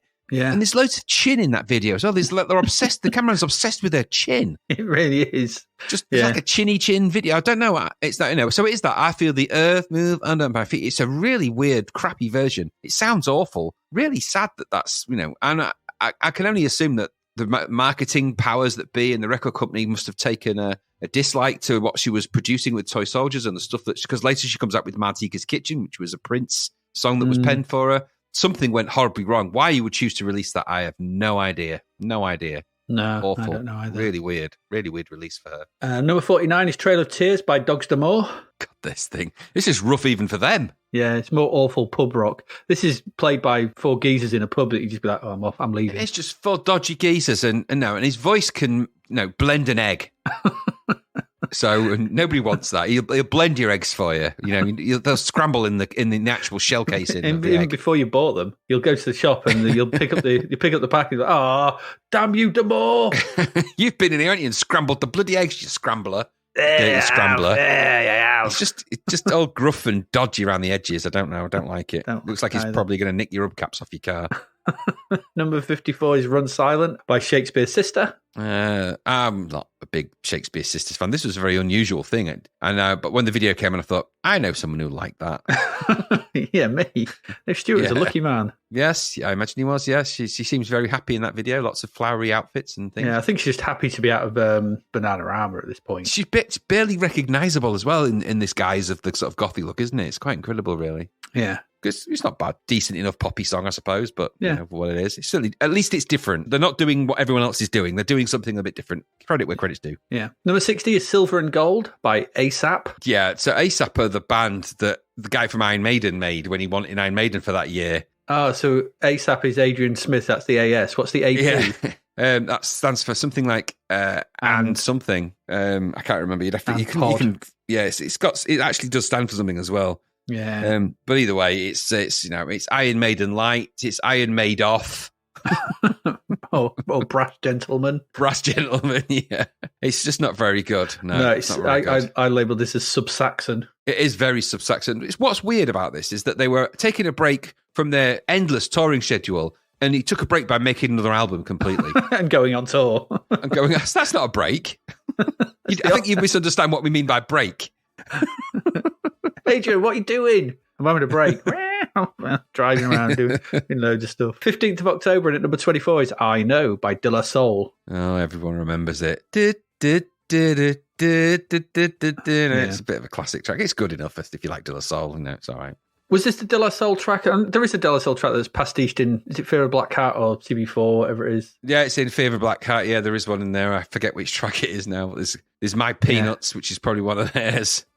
Even planters ain't got no nuts like these, my peanuts. And there's a few others in there. You'd have to get the soundtrack and check it out. But yes, essentially you're right. Yeah, there is. Because they all split up. They're all in a band together. They're in, obviously, NWH. And then they go from NWH and they split up and go their separate ways and they all fall out. So Ice Cold falls out with their version of Ice Cube falls out with or Ice T falls out with their version of one of the other ones in it as well. So they all sort of, they go and do their solo projects, of which, as we've spoken about before, the new Form Antics was one of them and things like that. So. I'm just a human. Number 26 is Scandal by Queen. It's not on my best of Queen playlist, so... No, I didn't know this at all, sort of thing, but I didn't actually think this was a bad song, though. I think, ironically, this takes a nosedive with the chorus. I think the verse and bridge are really good, but the chorus is when it goes, Scandal, whatever it goes like. I was like, oh, no, it's got a bit off, but the verse and the bridge are pretty decent. But as you've noted, it's not subtle. It's about something. No, heavy on message, yeah. Leave me alone. Why don't you just say, leave me alone, you knobheads? And call it that. Call it what it is. Yeah, because then Brian May wouldn't be able to lift his guitar up and do that Brian May lifty guitar look that he does. Oh, no. And the thing is, the media at this time, for context, the media were really hounding Freddie Mercury. poor Yeah. Freddie Mercury, and because of obviously his lifestyle and everything else, because of course it was a big scandal for him to be anything other than, some kind of, I mean, he called the band Queen, and he was very, very, Walked around in white spandex and leotards. It was obvious to everybody that, he was obviously going to be a homosexual. It was obvious. Yeah. But for some reason, it was a big scandal in the newspapers, and they hounded him, really, and because he led quite a flamboyant lifestyle. So what? He's a rock and roll star. But that wasn't good enough for our horror media that we have, so they had to sort of try and make a big thing and torture the poor guy with it all. Terrible. Especially when he's going through complex stuff and obviously tragedy later down the line as well. So not nice what they did. Number 28 is I Thank You by Adiva. I thank you. There's a great stabby trumpet tremor in the force for this one. That wasn't it just, my gosh, the power of the stabbies. There's like 1,000 trumpets cried out at once. And they were instantly silent. Yeah, but, nice circles, but it's a diva. But other than that, R&B, soul, forgettable. For me, I'm not into it, so. No, not for me either. And number 36, Come On and Get My Love by D-Mob, introducing Kathy Dennis. Yes, Kathy Dennis's first ever outing. She looked It's amazing that she had a second outing after that. Yeah, she looked really out of place and uncomfortable in this video. I felt like I didn't particularly enjoy looking at it because everyone else running around, but she just looked like I didn't really know what. And I felt a bit like, you supposed to be looking like that? You don't look comfortable. No, I think she's 16, maybe in that video. I think so. She's quite young. Right. She emits this awful sound at the start. She's singing out of key almost all the way through. She does much better later down the line, remember, but she co-wrote I Can't Get You Out of My Head for Kylie Minogue, so she's a talented songwriter, and later down the line she becomes a much better singer than this, but this doesn't quite match. I'm not quite sure where they were going with it, so no. Number 76 is Listen to Your Heart by Roxette. Big power ballad, isn't it? It is. I've not realised just quite how much this could just be a Cher song. Oh, totally. Yeah, absolutely, yeah. Just feels like a Cher song to me, but no doubting it's a decent power ballad. Listen it's to up your there in the heart. list, isn't it? Very powerful. 22nd October, and number 13 is All Around the World by Lisa Stansfield. Aye. Da, da, da, da, da, da. It's a good track from Lisa Stansfield. I know it's not your thing, but she's a very good singer, and that's a very good example of her singing. Very popular track, but like I said, if you don't like that kind of stuff, you're not going to like it. So. I do not for me. Number 31 is this one, Never Too Much. Number 31 by Luther Vandross. Oh, that bloody song! I mean, as soon as you hear it, you know it, don't you? As soon as you hear it, you're like, oh, it's that one. Yeah. What was it? How did it go again? I've quite forgotten. I'm quite tired. And I don't want to hum it because it'll be stuck in my head like the earworm that it is. I'm quite happy with Leave a Light On for me in my head at the moment. That's what's going around in my mind. Exactly. It was always played in the hour of shite at the Pier 39 nightclub night scene in Cleethorpes, though, because they used to, at a certain point in the evening, they'd put the hour of shite on, clear the dance floor a bit, get a few people back to the bar. And so they'd put an hour of utter guff on, and this was normally played there. So you'd get a few people getting their smooch on, and the old Pier nightclub dance floor, amongst the broken glass and other things on there. Number 32 is State of Mind by Fish. Stupid that he did this. Stupid. Yeah, it's more cod roe than caviar, this. You're not wrong. I mean, the weird thing is, so this is like, obviously, Marillion have gone and done their own thing with a new singer. So that was clearly an acrimonious split. So, obviously he's managed to escape his keep net and now he's laying his own musical eggs. But the song's absolutely awful and his singing is terrible and out of tune and it's got bad chroma key. Yeah. Those things are unforgivable. Yep. All bad. But not as bad as the next one coming up. Number 39 is Take Care of Yourself by Level 42. What is going on with that? Ooh, what? What was this? Where did this come from? There's not even part of me remembers this. No, thank God. I think my brain had erased it, or I just didn't see it. It sounded like it should have come from an 80s comedy film at some point, maybe. It has that vibe. It didn't sound anything like their other stuff really either. No, I thought the song and the video were just a shit sledgehammer. Yeah, very much so. They seemed more dressed as punks as well at one point. I couldn't handle it. When he's following those things around the visuals around the thing, and it's that more chroma key nonsense. Like, no, stop it. The Glonk had a Mohican at one point. Yeah, that should never be. That shouldn't be allowed. And I'm thinking I'm going to get the eye bleach out in a minute because I can't take any more of that. But it's just because he ran his fingers across the sides of his head and his hair just, withered away. He just ran his thumbs across it, thumbed, and he was like, "Oh, now I've Mohicaned myself." He thumbed his own hair off. It glonked it. Number 42 is Tell Me When the Fever Ended by Electribe 101. Oh, this song, sung in the key of Pigeon Attack. There's a shop pigeon for you. It's just loads of ooey-yari, ooey-yi. It's a really weird song. Very out of place. Didn't dig it at all. No. Number 44 is Drive On by Brother Beyond. Yeah. More low polyism. They're back. Polyism, they're back. Why is he strumming a guitar at the beginning of that when there's no guitar in that entire track whatsoever? I don't know. He's from another song, I think. Absolutely stupid. Chroma key trumpets, though. Yeah. That isn't a person, by the way. that video that I've linked to, because there is chroma key trumpets. That video that links from the beginning of Going for Gold, because that's what it reminded me of. Yeah, it is. Yeah, it is. Those tacky sort of golden animated trumpets are so bad. That's what I was like. This looks like Going for Gold. Chroma keying sort of so they fly around him. It's like, oh, just stop. Make the low polys and make it end. Make it end soon. In at number 50, It's Not All by Status Quo. As soon as I saw that drummer, I knew it would make you laugh. As soon as I saw it, I was like, my gosh, that drummer's hair is a golden matmos. It's the fabled golden meatball of legend. It is. The legend of the golden meatball is true. There he is, in Status Quo. He's hiding all along. Goodness me, where did he hide that? Don't know. He's got a golden helmet. It's just dreadful. Oh, and the song is awful, even for Quo's standard. That's not good. Yeah, more awful dad rock. Terrible. I mean, that's bad by them. Even for them, it's not great. So, goodness me. But, well, at least you got the highlight of a golden head, golden meatball. You found the golden meatball. Well done. Well done. You're going to the Campbell's factory on a magical tour hosted by Willy Meatball. Yeah, it's like the Willy Wonka, isn't it? Yeah, it's the golden meatball. Can you find them?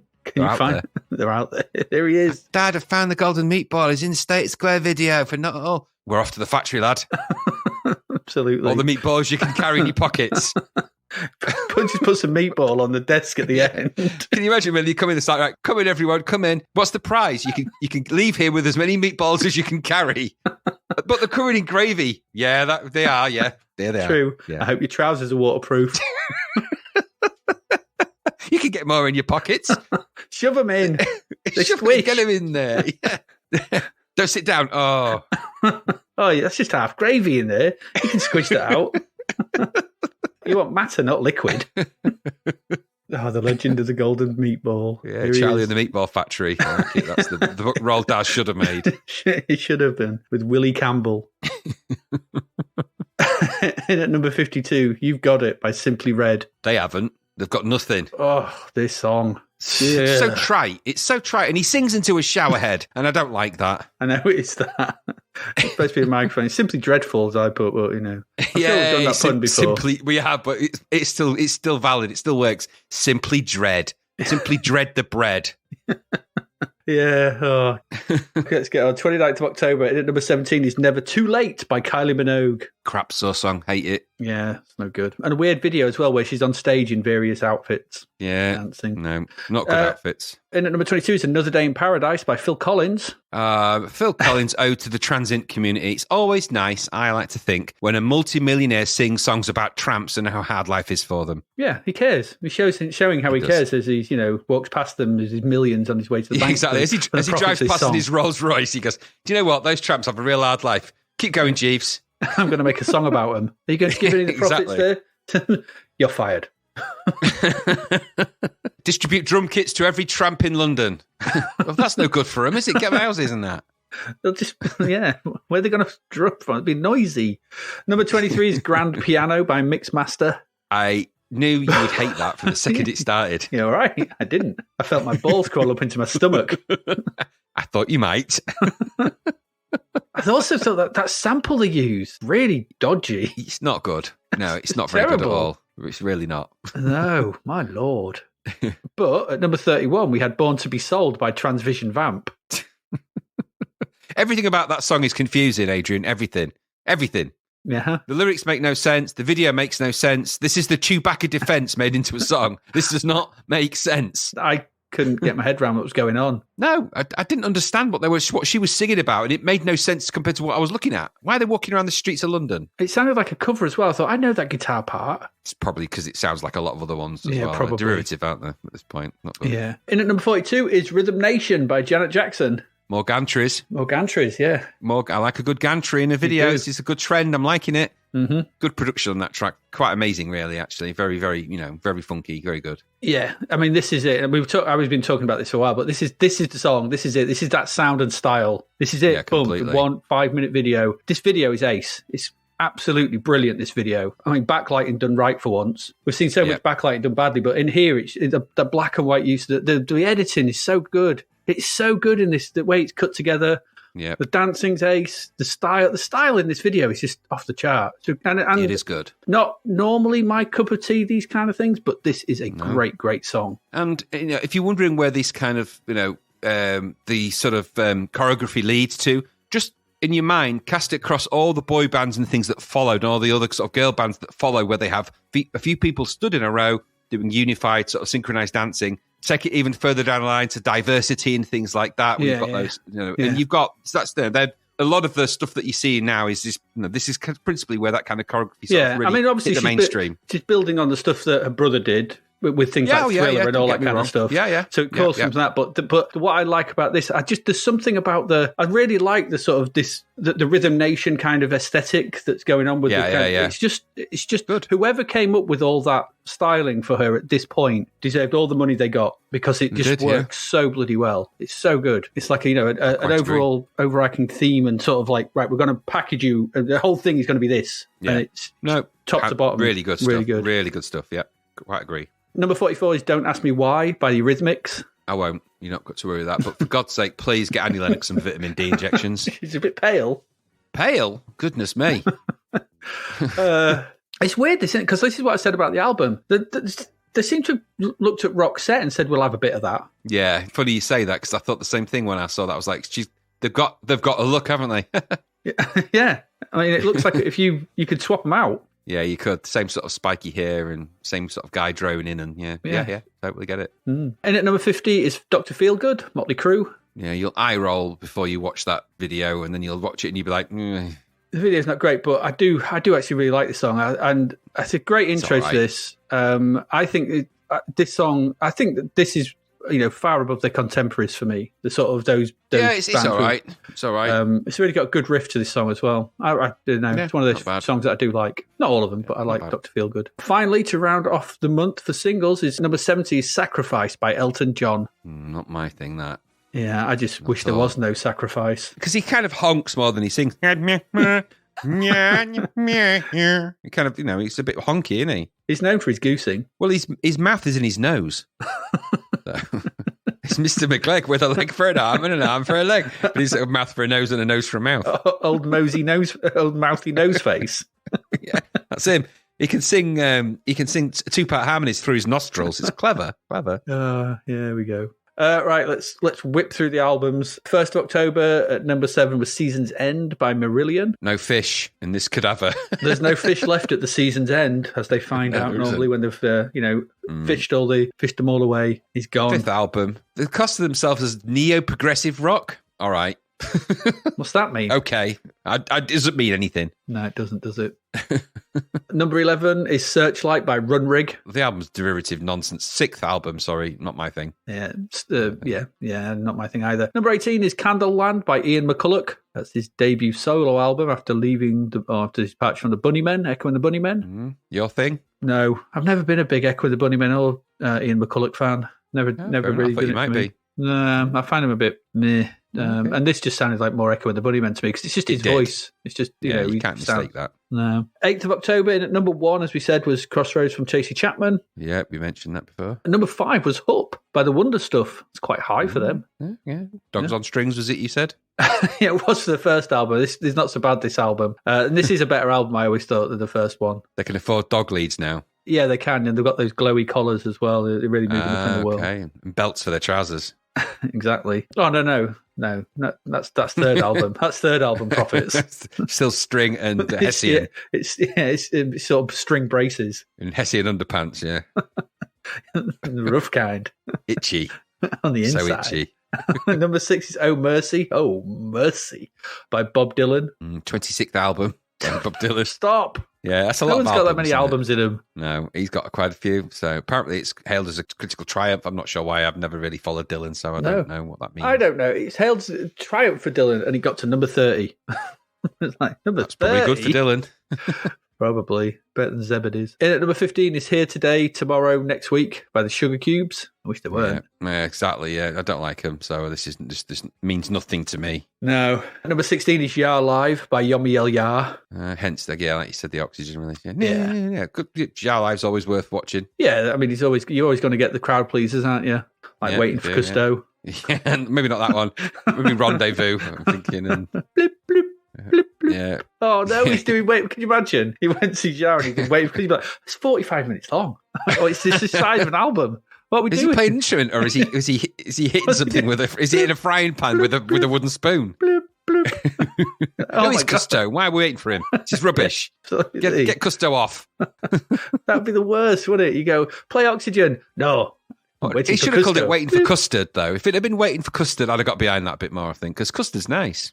I do like custard. Yeah, and it's worth waiting for. Cousteau, on the other hand, never turned up like God. No, never put Cousteau, as you call it, on your sponge. It renders you powerless. Cousteau. A bit of Cousteau. Can I have some Cousteau with my sponge pudding, please? You mean custard? I mean Cousteau. I've been waiting for it for ages now. Bring it along. Absolutely. Make with the Cousteau. I want my rhubarb and Cousteau. Rhubarb. My rhubarb and Cousteau. Where is it? Get me my rhubarb and Cousteau. You call this Cousteau? No, I call it custard. Get out. C'est la merde. Get out, Jar, you idiot. Don't come back. It is not Jar. It's a Yomi El Yar. Only Red 4 understands me. At number 32, people have no idea what we're on about because they've probably a good thing. Yeah, probably. And number 32 is Liquidizer by Jesus Jones. Your thing, this, isn't it? Your story that you wrote, though, took a downward turn. I gave it 5 out of 10. Yeah, I didn't write that. That's their official blurb. It's the debut album by British rock band Jesus Jones. After various lineup changes, the members of the band moved to London, where frontman Mike Edwards would diversify his musical taste. Guitarist Jerry DeBorg joined soon after in May 1988.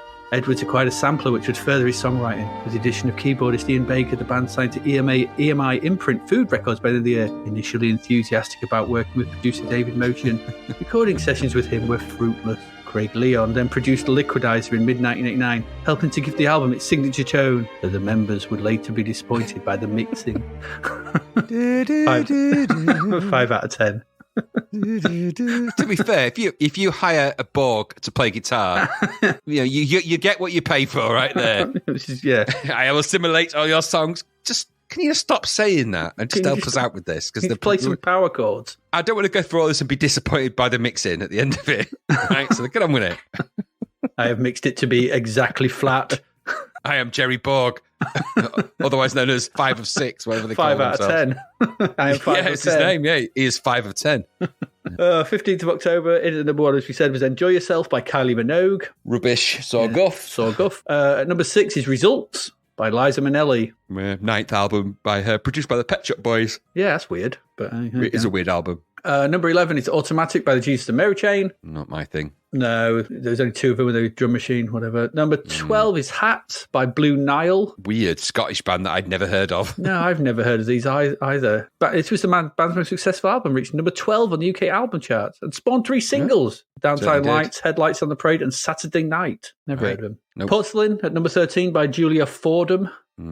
Again, probably good, but not my thing. I listened to it. Dinner party music. Yeah, it totally is. That absolutely right. Number 17 is Freedom by Neil Young. His I don't know much 17th about album. Neil Young. Yeah, and I know this because of Keep On Rocking in the Free World, but that's about as much as I know. Yeah, I for everything I probably should know about Neil Young, I know very little. It's just it's always been a bit like, I don't know if I should listen to Neil Young or not. No, Gary digs Neil Young, doesn't he? He's well into him. He digs everything, though. Yeah, that is true. Yeah, he's always There's in the nothing he garden don't dig.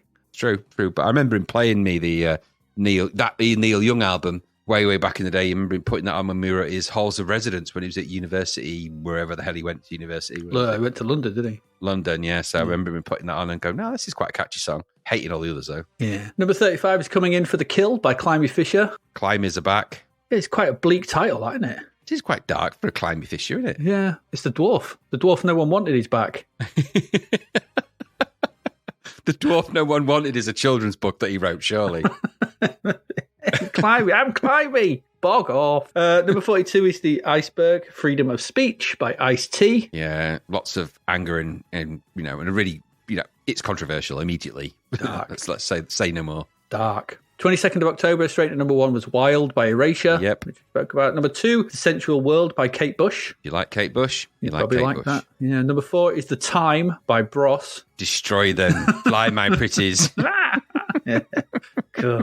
At number 9 is Scarlet and Other Stories by All About Eve. I kind of outlined that last time, didn't I? Yeah, he did. Yeah. Robin Hood makes a key appearance in that one. It all went a bit folksy. They broke down. It wasn't a very happy time. I could do that one, and I could read that, and you could do the our tune music. Number 12 is Deaf, Dumb and Blonde, Deborah Harry. Yeah, that's the album with the said track that we listened to earlier. It's all right, I suppose. Number 23 is Feeling Free by Sydney Youngblood. I remember Sydney Youngblood. I remember him, but I don't remember much about it other than it's just, it is what it is. So. Yeah, it is what it was. Number 33 is Pure by The Primitives, which you'll be shocked to know. Sounds like The Primitives. Sounds just like The Primitives, that does. In at number 40 is The Magic of Foster and Allen by Foster and Allen. Another in the long line of Foster and Allen titles. Yeah, I wish it was them doing tricks, though. That'd be much better. It probably is. And at number 29th of October, in at number 2 is Welcome to the Beautiful South by The Beautiful South. I get the impression we don't like that. I've called it pretentious arse, and you've issued it with a smug obiter warning. Yeah, exactly. They're very smug. Both those things. In at number 4 is Runaway Horses by Belinda Carlisle. Yeah, great album, that. It is a good album. Good, fun album. Number 5, Stormfront by Billy Joel. Yeah, we didn't start the fires on that one. No, there you go. That's what that's all about. You probably don't like it then. No. And number 9 is Spark to a Flame, the very best of Crispy Burger. That's it. He's back in burger form. Number 12, Neither Fish Nor Flesh by Terence Trent D'Arby. Really weird. I listened to it. You looked to the album. I listened to it the first 7 minutes. I thought, what the hell is this? It's really weird. They wonder why it was a commercial disappointment. It's like, you wonder why? Yeah. Have you listened to it? Weird. It's really odd. Really strange thing. Yeah, maybe Gary likes it, but we certainly didn't. And at number 22 is Bizarro by The Wedding Present. Not for me, that, but maybe it's your thing. I'm never a big fan of their albums, but that single, Kennedy's all right. Number 29, Get Ahead, Curiosity Killed a Cat. That Smugometer should be in there, by the way. Yeah, if only it would have bloody killed the cat, we wouldn't have had any more, would we? No, we would not. Number 35 is Hot in the Shade by Kiss. Yeah, first album since whatever, because it's Kiss and whatever, just Kiss facts. Yeah. If you like Kiss, you're going to like it because Kiss fans like everything they do. You could lay down and do a dump on someone's record player and put the needle on it and try and play it, and they'd go, "That's brilliant, that is." Paul Stanley, you're a crazy, crazy man. That's nearly a good title for a track. It is. I mean, if you like them, you like them. I don't particularly. I don't hate them, but They're just Kiss, aren't they? They're ever living. They're the mum-ra of music bands. Yeah, they're not looking so great now. The crazy, crazy nights have kind of taken their toll. I should hope so. So and I think they're a bit closer to God giving rock and roll to them, I think, to say the least. So yeah, true. And there we go. That's it. That's your music. Lots of smugness. Some decent stuff though, but usual. But crap at the top. Jive Bunny. Crap at the top. Awful. Right, we're going to take a break. We'll come back. We've still got 3 games to get through. Please do keep with us.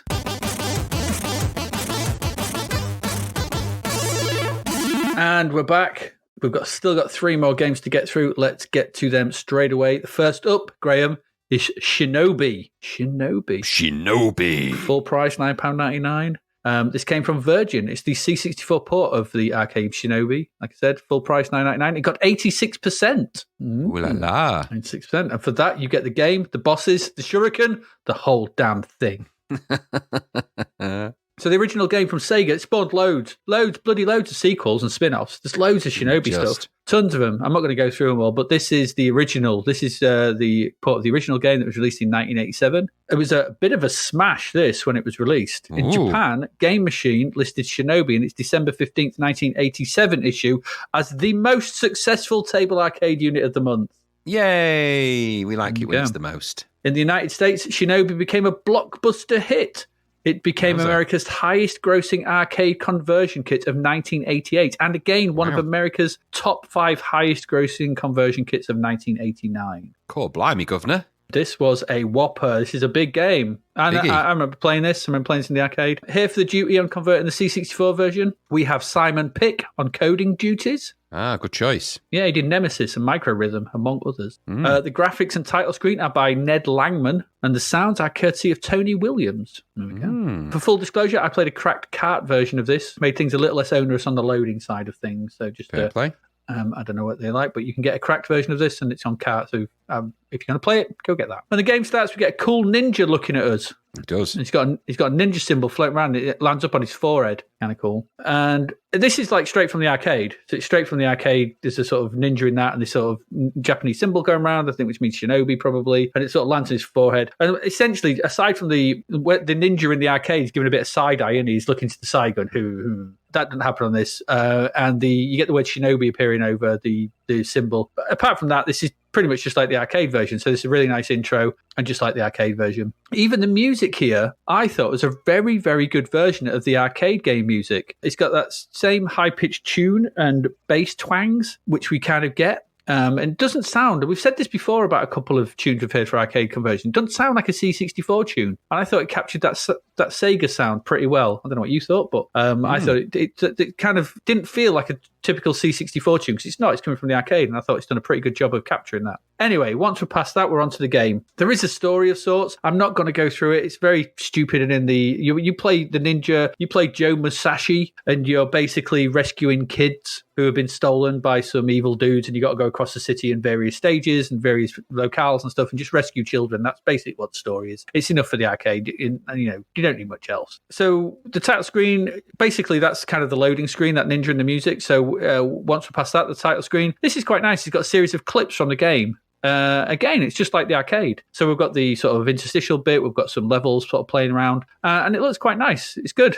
I like this. It feels like an arcade game. Pressing the fire button, again, just gets the game going. Shinobi itself, for the two people who might be listening and don't know what it is a side-scrolling, left-to-right hack and slash and shuriken affair, I think it's safe to say. There are 2 levels to some of the stages, kind of similar to Rolling Thunder, and you can leap up and down between these levels at will. Controls are simple enough. Left and right for movement, up for jump, down for crouch. Fire to throw shurikens, or do a leg swipe if an enemy is too close. So that's quite good. And spacebar unleashes your magic ninja power, which sees loads of ninjas sort of float around the screen. And you can use that once per stage. The C64 version has 13 stages, and there are 5 bosses. They're actually counted as, in the arcade, those boss stages are actually counted as separate stages. So technically, there's actually 18 stages to this, because they're all there from the arcade. So you've got a boss after stage 2. There's another boss after stage 5. You go through 3 levels. Another after stage 8, after stage 11, and then finally there's the final boss after stage 13. All straight from the arcade game. The entire arcade game is replicated here. Good. Should you kill the final boss? Well done. You're a better gamer than I am, because I couldn't get that far. The stages scroll mainly from left to right, but you can go back and forth along the stages, so they're not just going that way. They do scroll the other way, and sometimes you'll have to, as you'll need to go up and down to rescue the children who are in different parts of the stage. And also as well, some of the stages actually scroll vertically as well, so at certain levels you will be going upwards or downwards. So that's quite nice. They're a mixture of straight up slashing and throwing shurikens. You get power-ups such as bullets and stuff, which do more damage, and there are like some complex platforming that you have to navigate as you're sort of going around, and people are wandering about, and you got to slash and shoot them and take them out. Bosses, when you fight them, are a mixture of things. There's a massive giant to start off with, who kind of throws fireballs at you. There's a helicopter, which you've got to shoot the weak point on, while loads of ninjas pile out of it. There's a load of face statues, which is kind of a weird one. There's these loads of statues which you have to kind of take out, and they're all moving towards you. You'll find there's a big face on a wall, and you have to sort of throw shurikens at that. Then there's a sort of samurai-style dude who sort of you have to fight, things like that. And then the final guy is sort of just this leaping ninja guy who just leaps around all over the place, and you've got to take him out as well. So nice variation in the bosses. The point, as I said, of each level is that a number of children have been kidnapped, and they're basically just, as you're walking along, you'll just see them, and they're scattered about the stages, and you just essentially just got to walk over them, and there's a number of them to collect. I say collect, to rescue, and you've got to find all of them, and you have to rescue all of them before access to the next stage is granted, as I found when I first played it. I was like, well, I'm at the end of the stage, move on. And I was like, oh yeah, I've missed a child. You have to go back. You've only got 5 lives to do the job. I think there may be extra lives at certain points, but I'm not sure. So the task here is a tough one, I have to say. So that's it, basically. It's an arcade conversion. There are plenty of levels. You move through them. They start off on the streets. Then you end up going through factories and all kinds of places. I'm not going to go through them, but it's just a big, cool arcade game. Just about every aspect. I think this is a pretty impressive conversion, I have to say. I think all about this is a really, really impressive conversion. just about every aspect of the arcade has been included here. Every stage is almost an exact replica of the arcade version before it. So they've done a really good job in getting the level layout and the bosses and everything. All the bosses are exactly the same as they are in the arcade game. The only thing that's different, obviously, we're playing with a more lower resolution and play area. So although the size is right, what it means is we've got a bit more confined area. So the first boss is actually really, really hard because you're in a really confined space compared to what you've got in the arcade version. You've got a bit more space to jump around and avoid the fireballs, and the controls are a little bit snappier in the arcade. So it took me quite a few goes to actually manage to beat him. But I essentially, I just used my ninja magic on him. I just saved that and used that on him and then hit a couple of times. He was dead. So that was all right. But beating him normally, just kind of think I couldn't do it. But that's probably just my old man reflexes at this point. Is what it is. I thought the controls were mostly pretty tight. Every shuriken throw and power up is here. And like I said, even the nearby leg sweep works as well. And I think this is a testament to Simon Pick. He's done a damn fine job in cramming all of this onto the humble C64. The arcade parent ran on Sega's System 16, which used a Motorola 68000 and a Zilog Z80 as CPU processor and could handle up to 128 sprites at once. So, and that was those actual chips and stuff were the basis for the Mega Drive Genesis. That's the next step up. So this is a pretty impressive conversion here to get it all in. The visuals on the main game are very good. There's a really good main character, solid animation, plenty of enemies, all of a very good size too. So take note. What was that Dragon Ninja game with its? Yeah, you may have sort of high res overlays, but these are kind of medium res, but they work much better. They look more representational of the arcade rather than those kind of high res ones which we got in that Dragon Ninja, which I don't think work particularly well. So these aren't little sprites, they're decent-sized characters to fit the arcade game. The stages are equally well drawn. There's a good use of colour throughout. And even on the second level, when I got there, there's a section where you can go, the above level, which you jump up to, is behind a fence. And so you're walking behind a fence, which is a really nice effect as well. Everything looks and moves really smoothly. The bosses are all very good versions of the arcade ones. There's a big helicopter that comes on. There's the samurai guy. There's all the faces and the statues are all there. It's all here. They've done a really good job. I thought the screens scrolled smoothly, good scrolling in all directions, and no problem with anything from a visual point of view. The UI at the bottom, easy to read. It's got your score, number of lives, number of children left to rescue, and the boss's health when they appear. Nice and simple to understand. After the boss fight, they've even included the bonus section where you've got to throw shurikens into the screen as ninjas approach from the left and right across 2 levels from either side of the screen. And this is way better than that one we saw in the Fist Plus game, which was pretty rubbish. This works really well. It's really fast. You throw shurikens really fast. And reminding me, this is when there's the ninja shuriken throwing game on the Wii U in Nintendo Land. This is definitely kind of... Yeah, totally get that vibe from it. Yeah, you see that obviously they took that from this, but it's the speed which you can do this. You can throw it's really fast, really impressive, really good. It is. There are a couple of niggles. There usually are, but I thought the collision on the bullets from the enemies that shoot you seemed a little harsh. Because time and time again, I sworn I ducked only to be hit and killed. I just didn't think it was either. I wasn't reacting fast enough, but it just seemed to hit me from a bit far away. Or there's one where they shoot. You're on a crate, and the bullets are just underneath the top of the crate, but they could still kill you. They hit your feet. I thought it was a bit of a pain. But so yeah, and there's also a weird issue when jumping when you're up against a crate. Kind of if you walk and you get up to a crate, you have to kind of let go of moving and then jump up. You can't use the diagonals. Normally when you're walking, you can just push up to the corner and do a diagonal jump. But when you get to the crates, it kind of doesn't work. You're kind of stuck. You have to sort of stop and then jump over. Kind of weird. I don't know why. Weird issue. So you got to center the joystick, and then it's an odd one, but I don't know why it's there, but maybe it is. And I tried this on different versions. Tried a disc version as well. I tried both joystick and keyboard, and it still did it. So there's obviously something in the game that's just a weird bit, and it kind of just ruins the flow a little bit because I wanted just to jump over it. But you kind of just get used to it because you just jump earlier when you get there. And the other thing was it's a little slow to jump between levels, so you have to hold the fire button and push up, or hold the fire button and pull down. I think you do. I think it's that way round. And it is a bit, sort of you just react. You kind of float. You go, ooh, but it could have been a bit faster. And because you've got to hold the fire button and push up, ooh, it's very. That's what it feels like. You just float up. It totally is that. That's brilliant. I found as well that when I was on the top layer, especially in the first level, the enemies at the bottom would just be spamming around beneath me. So I couldn't jump back down because as soon as I jumped back down, I kind of just landed on them and they'd kill me. And it was like that. So a little bit like that, but small niggles. All that aside, this is a really, really very good conversion from Mr. Picker, like he did with Nemesis. Nemesis was a good conversion. This is another equally very good conversion. I don't actually think you could have done any better with the Humble C64 for this game, considering the arcade conversions we've seen of other similar left to right hack and scroller shooting like Rastan, Dragon Ninja, of all those we've seen loads like this, and this is probably one of the best, if not the best we've seen. Yeah. So I think you really should be applauded for this. Like I said, there are a couple of issues, but they're minor in light of what has been achieved here, which is a solid. All the arcade game is here, and it's really, really kind of representational of the arcade. Clearly, obviously, it's not as fast and stuff, but it is what it is. I think, what did this get? 84, 86%? Yeah, this should have been a sizzler all day long. If things like if New Zealand Story got a sizzler last time, I think this is equally as good, if not better, as a conversion. I think this is more impressive than that. I think this is really good. Who did this?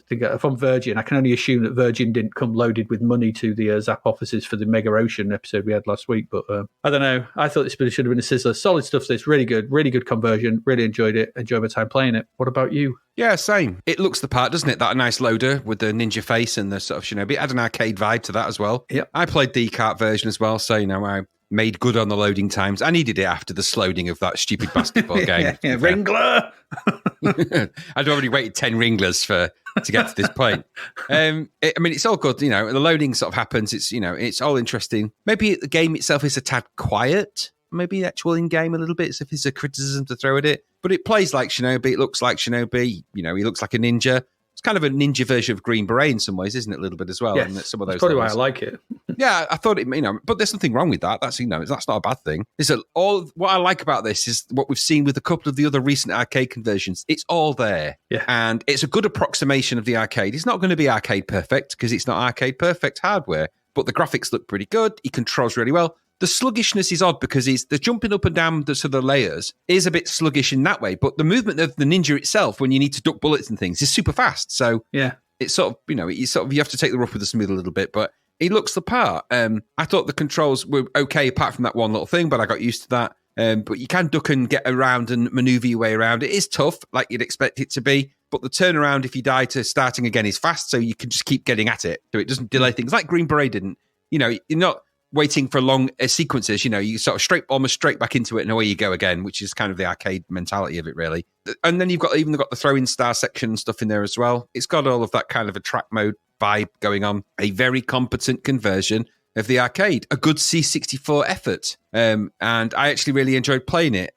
There's enough to keep you going at this. Loads of levels, loads of good stuff, loads of bosses. What's not to like? Well done. A good conversion, finally. It proved again that in the right hands, with the right bit of attention, good things can happen. I'd have paid £9.99 and been very happy with my purchase for that. A good game that was. Nice to see it as well. Nice to see a decent version of Shinobi on the 64. 86%. I'd have given it maybe a tad higher than that, but there is a couple of little niggly issues. It is a bit quiet in the game, and there is also that kind of sluggishness now and again. Not bad at all, and not a glitch, multiplexer glitch in sight. Yeah, that's nice to see as well, because so many of these level platform type games like this, aside from Green Beret, have had loads of those weird glitchy issues where half a leg appears on the right and you're chased by a ball or something from no reason whatsoever, and platforms get stuck or things like that happen. I didn't get any of that from this, so well done, enjoyable, good old Shinobi, love it. Yeah, I just think, like I said, in comparison to something like New Zealand Story, which I think we had more issues with on the whole, I think this is a better conversion. I think it's down to the sort of images of is it Marilyn Monroe on the wall at the beginning of the sort of second stage? Exactly, yeah. Those kind of background images which they've sort of got in as well. I think it's just a really, really solid conversion. Yeah, you're right, it probably is maybe a bit quiet, but I think in the playability stakes, it's there. Yeah, it's playable. And, there's going to be a compromise. You're cramming an arcade game into a C64. There's going to be compromise, but it still remains playable and fun. And there's a lot to go at. And it's nippy. It's fast. Yes, there's that sluggish jump, but everything else is kind of fast. And that's quite nice to play. It's got a good fluidity to it. No, it's good. It's a good game. Really good conversion. It's nice to see that these recent conversions have been doing a little bit of justice, because we had so many, aside from Aaargh, which is just crap anyway, but there's been so many that have come along and they've just been kind of a little bit half-hearted up until a certain point, and then there's been a few recently that have actually been pretty good, and this is one of them. So good stuff. Yeah, there we go. Shinobi, we like it. Let's move along. We've got another game beginning with S. Hopefully we might like that just as much. So So, Graham, it's time for you to. It's not football, it's skateball. Good old skateball. Good old confusing skateball. What's not to be confused about this? Publisher is Ubisoft. Interesting that it's Ubisoft. Okay. Coded by Tim McCarthy. He did Andy Cap and Cosmonaut. Which one was Cosmonaut? The crap one. All right, okay. Anyway, the graphics are by Bruno Cortaleski. He did Iron Lord graphics. He also sounds like an extra from the film Aliens. I'm pretty sure he's the one that gets lost. Where's Wabowski? He's with Cortaleski over there. And the musician is Holger Knipping, good name, and Adam Bulker. I like those. They're just good names. Knipping and Bulker did the music.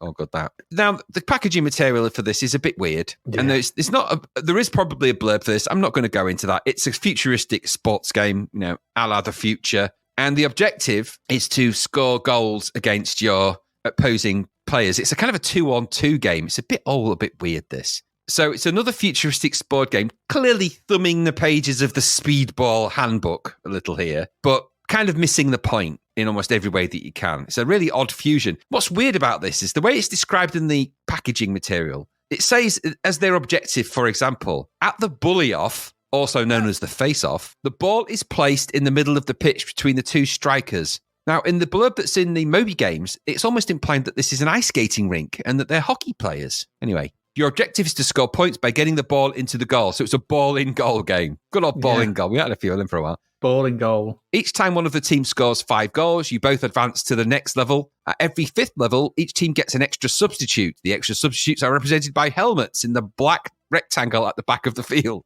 Each level is different. Is it? Is it, though? Is it? Except for level 1, all levels have obstacles, which you'll want to avoid, or your striker will get killed. Killed!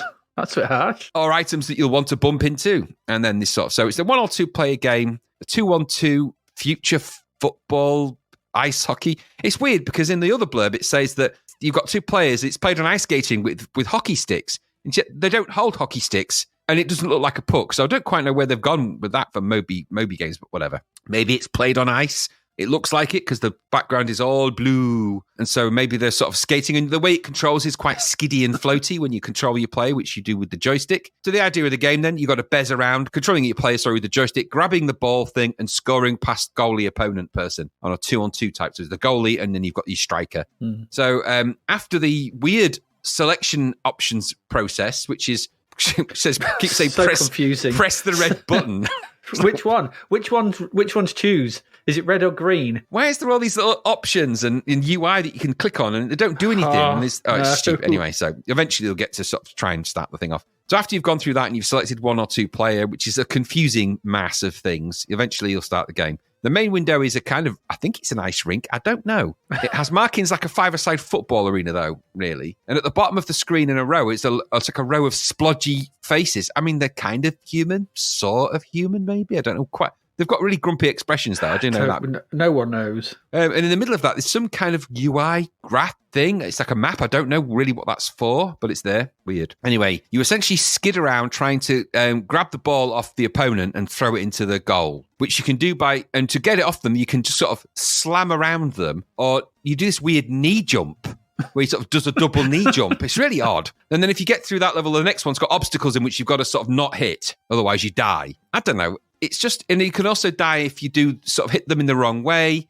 or if the face-off doesn't happen. There's loads of ways to die in this that just happen. So you need to score goals, and there's 50 levels of that, believe it or not. No. And it says each one is different. They're not. They're all kind of the same. You skid about, it's in the ball thing, and it's ball in hole. It's not very exciting ball in hole. The graphics are bitty, with the player sprites looking something human-shaped, I suppose.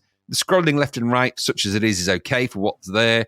And when you score, you get this kind of weird score screen that shows giant numbers and your crowd, which don't move. It's just really unsettling. It's like 6-2, next thing. And then it's just back to that thankless, skatey backwards and forwards, get the ball, knock it in hole. It's not exciting at all. There's nothing in it. And it's just that repeated. That's kind of what the game is. The 2-player is a 2-player version of that. It's not, and I didn't play 2-player, but it's just dreary logic to this. This lacks all the finer details that are required. It does have a nice loading screen, I'll give it that. But everything that made Speedball great at what it is not in this. And this is clearly leaning into the speedball idea. So they've gone, right, what can, we can't rip speedball off, so what can we do? Let's do a futurist sports game where they were just playing 2-on-2 football, right, 1-on-1 football. It's the most boring game ever made. Nobody would watch that in the future. Rubbish. Nope.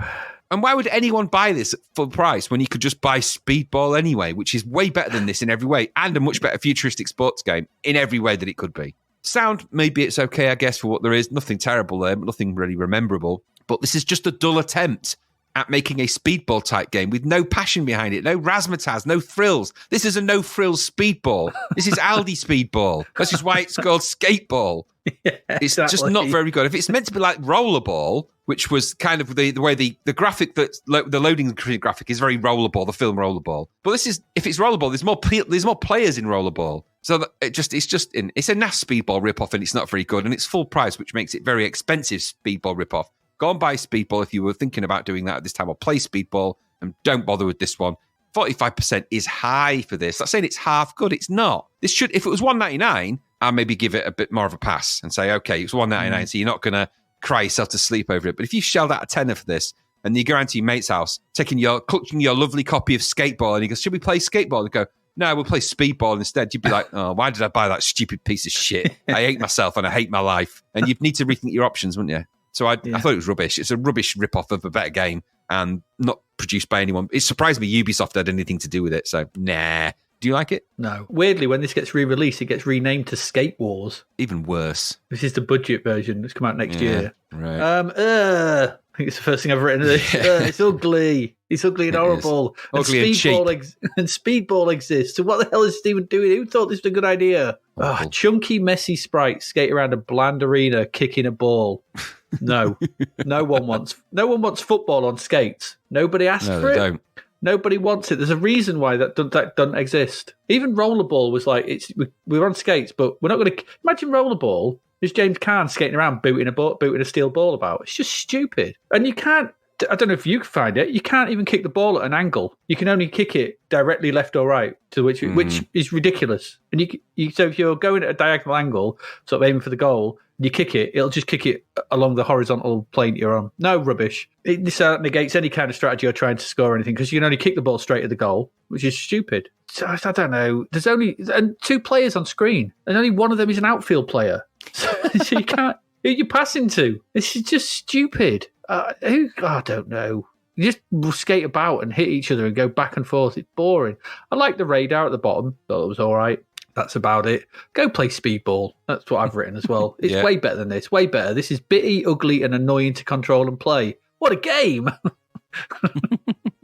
It's just football. Go play international. You want a football game? Go play international soccer or Emlyn Hughes's or Micro Soccer. If you want that side, left to right side scrolling thing, Emlyn Hughes's international soccer are way better than this. This is so odd. I don't get it. I don't know where anyone thought, just one player out. What? Why? Can we have some other players? Nah. Garbage. 45% is too high for this because there's barely anything here. You can't do anything. It's a rubbish sports game. Dreadful. Ain't good. No, it's not. Don't put skates on football. Let's move along. Still got another game to go through.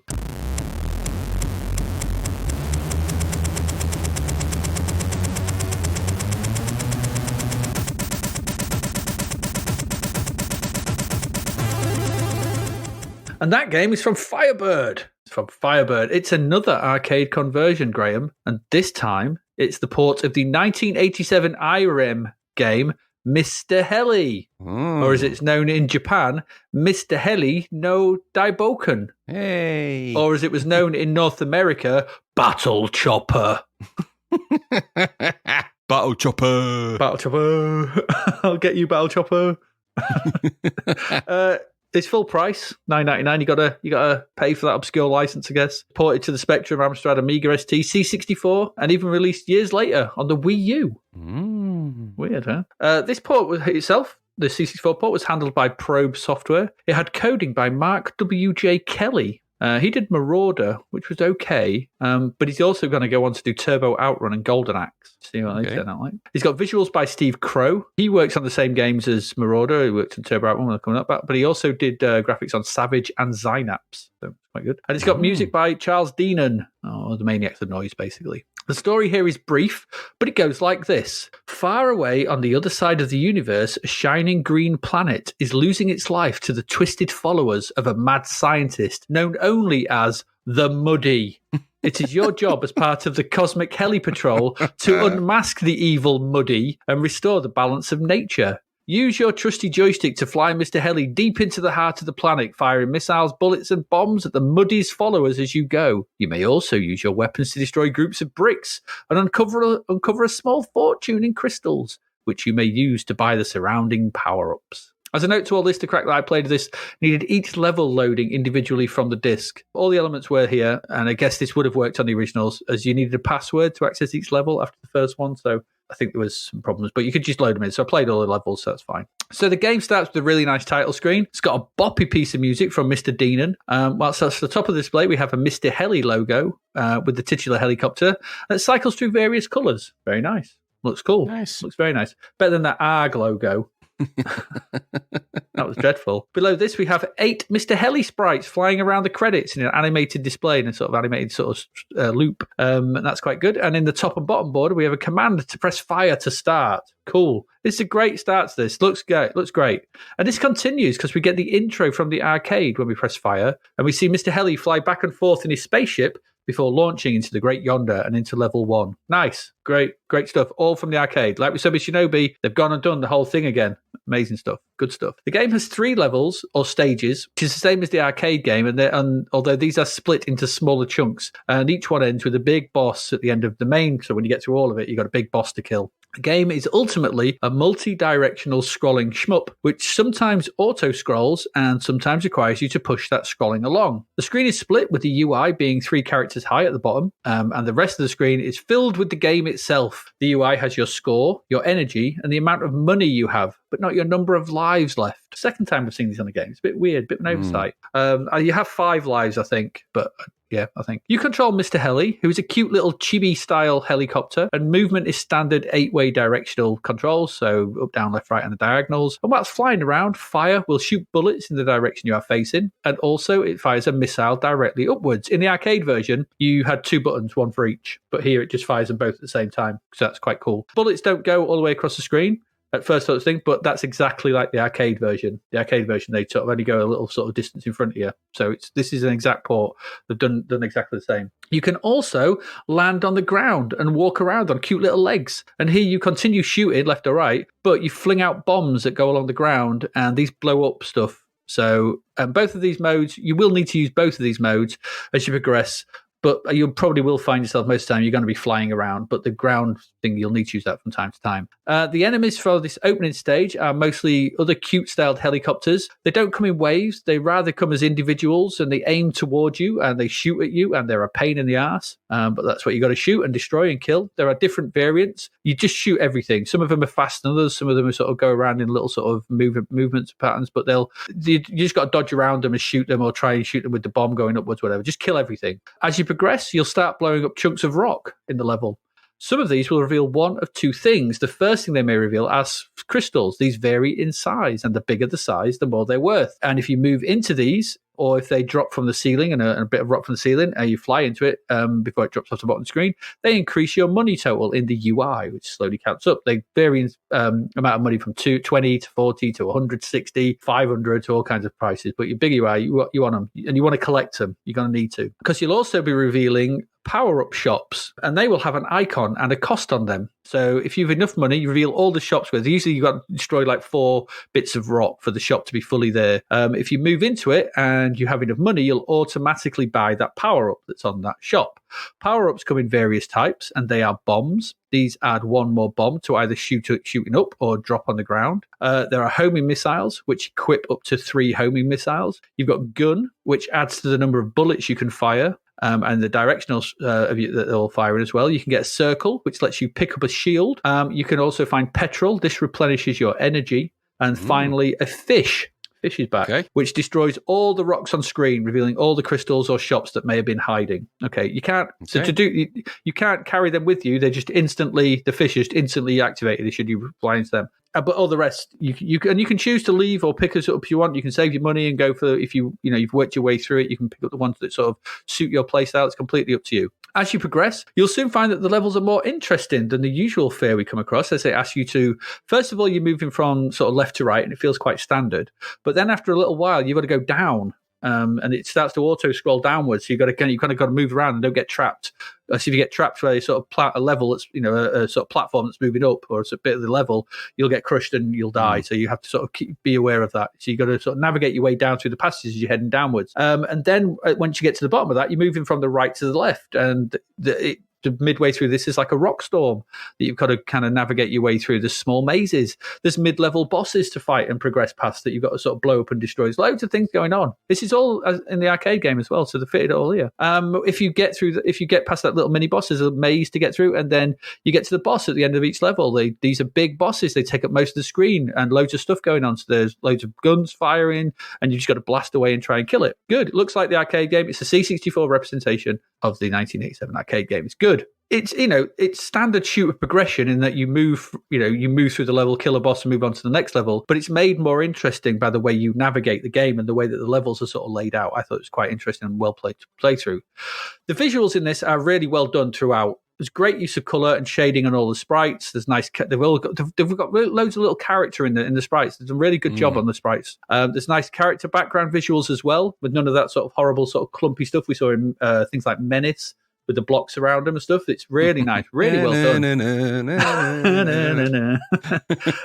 Everything moves well, smooth scrolling in all directions, and plenty going on screen. No sign of flickering or bugs that I could see anywhere. Really good.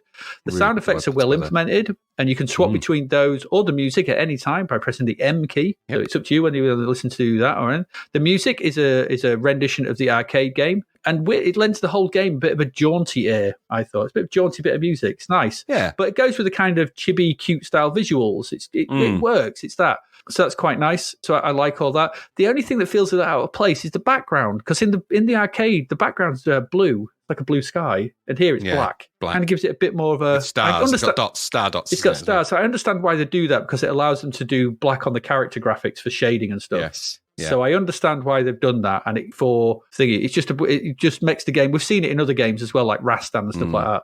But that's why it does it. But yeah, it just renders the game not quite as sort of blue sky cute, I guess, is the way you sort of you take away from it. There are a couple of issues with the game though, as ever. There always are. The screen space in this game, this version, unlike the arcade game, it's much smaller, much tighter than the arcade version, and this means the game feels much harder, tighter to play, and the enemies and their bullets are far harder to dodge. I played the arcade game for comparison, and this lack of space and aggression of the enemies is apparent from the start. And the arcade game, they're just kind of little blue ones. They're tiny. They just come bumping along. You just kind of kill it. And you've got loads of space and you've got loads of time and stuff. Here, they're on you.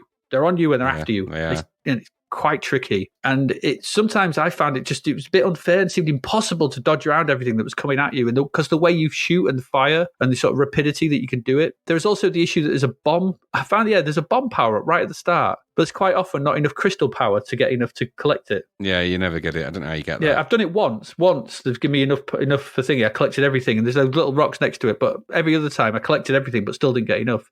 Kind of a weird thing. It's frustrating, but you just carry that money forward and get the next one. The game has checkpoints. That's quite good, but it does rob you of any power up should you die. There's no speed up or anything like that. But losing your homing missiles, losing your extra bullets, your guns, your bombs, everything like that, your shield, it makes future sections all but impossible to navigate due to your less powerful stats. We've seen this in loads of these, but in this, it's not great. This does it, but it's got checkpoints. But it's such a pain to lose everything. You don't even get a chance to sort of get it back. It's not like they reappear on screen. You can go fly into it. They're just not. You just lost them. So it is what it is. That comes with the territory, I think, for these kind of games. Those things said, again, like Shinobi, this is a very, very impressive conversion. Everything is smooth. It features just about everything from the arcade, including the nice title screen, the animated intro. Everything's here. Yeah, it's more challenging, but I did manage to make it to the first boss after a few goes, so it's not impossible. And having passwords to access the second and third level, should you make it that far, allows you to skip to them once you've made it there. So that's a nice, it's a nice affordance. I like that. It's got 84%. Again, I don't know. In comparison,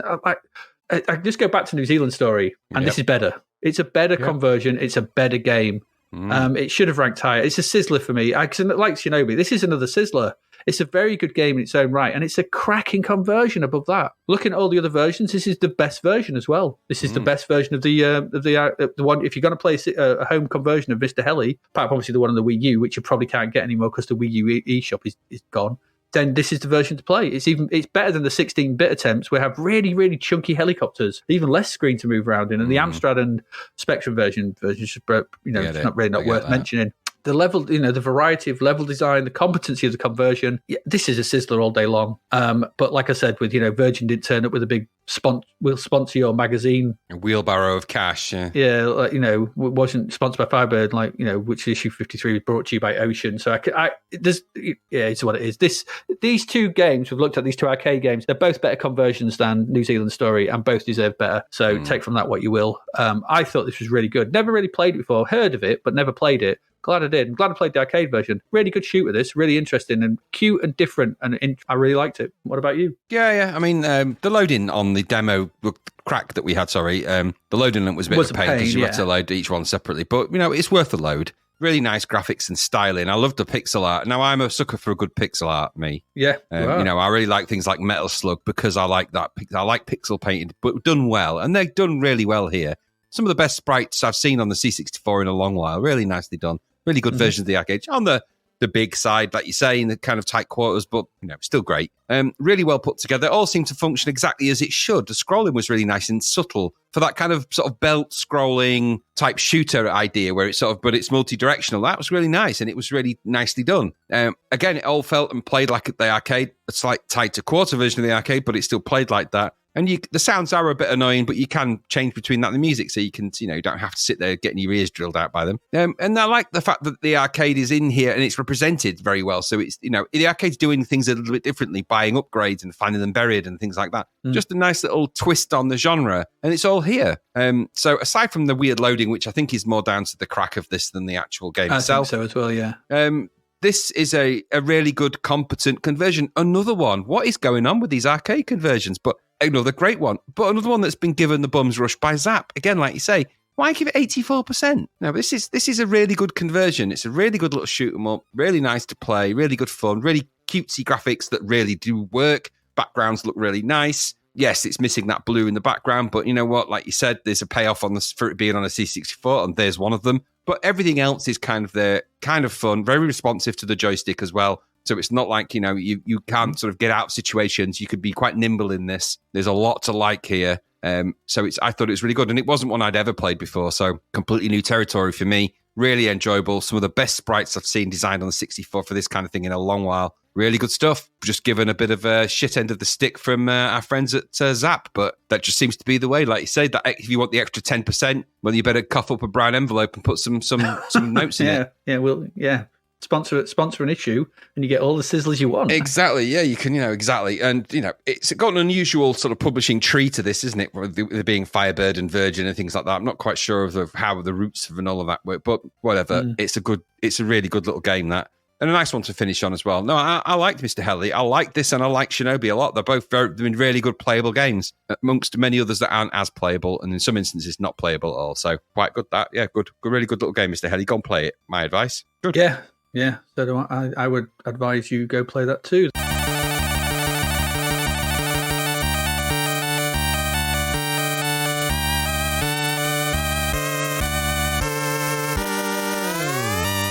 That's it for this week. Wow. Well, we had 6 games. What did we have? We had Tusker, Graham. Tasker, yeah. Looks nice and stuff, just a bit derivative. Well, then we had the horror that was Aaargh. Is what you'll feel utterly rubbish for crap. Awful. Yeah. Then we had the loading options of Omni-Play Basketball. The basketball option simulator. Do you want to play basketball? This is not the game for you. If you like options about basketball, then we got a treat. How do you play this game? Load in the options manager. Oh, God. Oh, God. The fact that you've created one of those for it tells me all I need to know. Yeah, exactly. Then we had the really rather good Shinobi. Really rather bad Skateball. That's Pantaloons, that one. And the really rather good Mr. Heli. Yeah, much better. Which the two arcade conversions this half have been the standouts by some margin. Well, yeah, and Skateball just made them look even better because of how crap it is. So. Yeah. I mean, yeah, it's a really nice bread shit sandwich, isn't it? It is, yeah. It is, absolutely. The bread is delicious. The filling, not so much. Not so much. It's one-directional skating. No one wants that. No one wants that.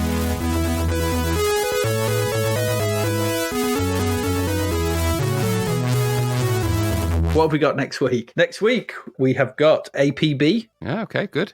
So we'll see how that gets a sizzler at 89%, but we'll see how It's that a good turns game. out. I remember of it, but That's another arcade conversion, isn't it? So lots of arcade conversions. We've got two arcade conversions next, or maybe three. I don't know what First Strike is. We've got International Team Sports. That's a the Ringler Ringlers game. Are back. Oh. Make them stop. The Ringlers. Then we've got First Strike. I'm not sure what that is.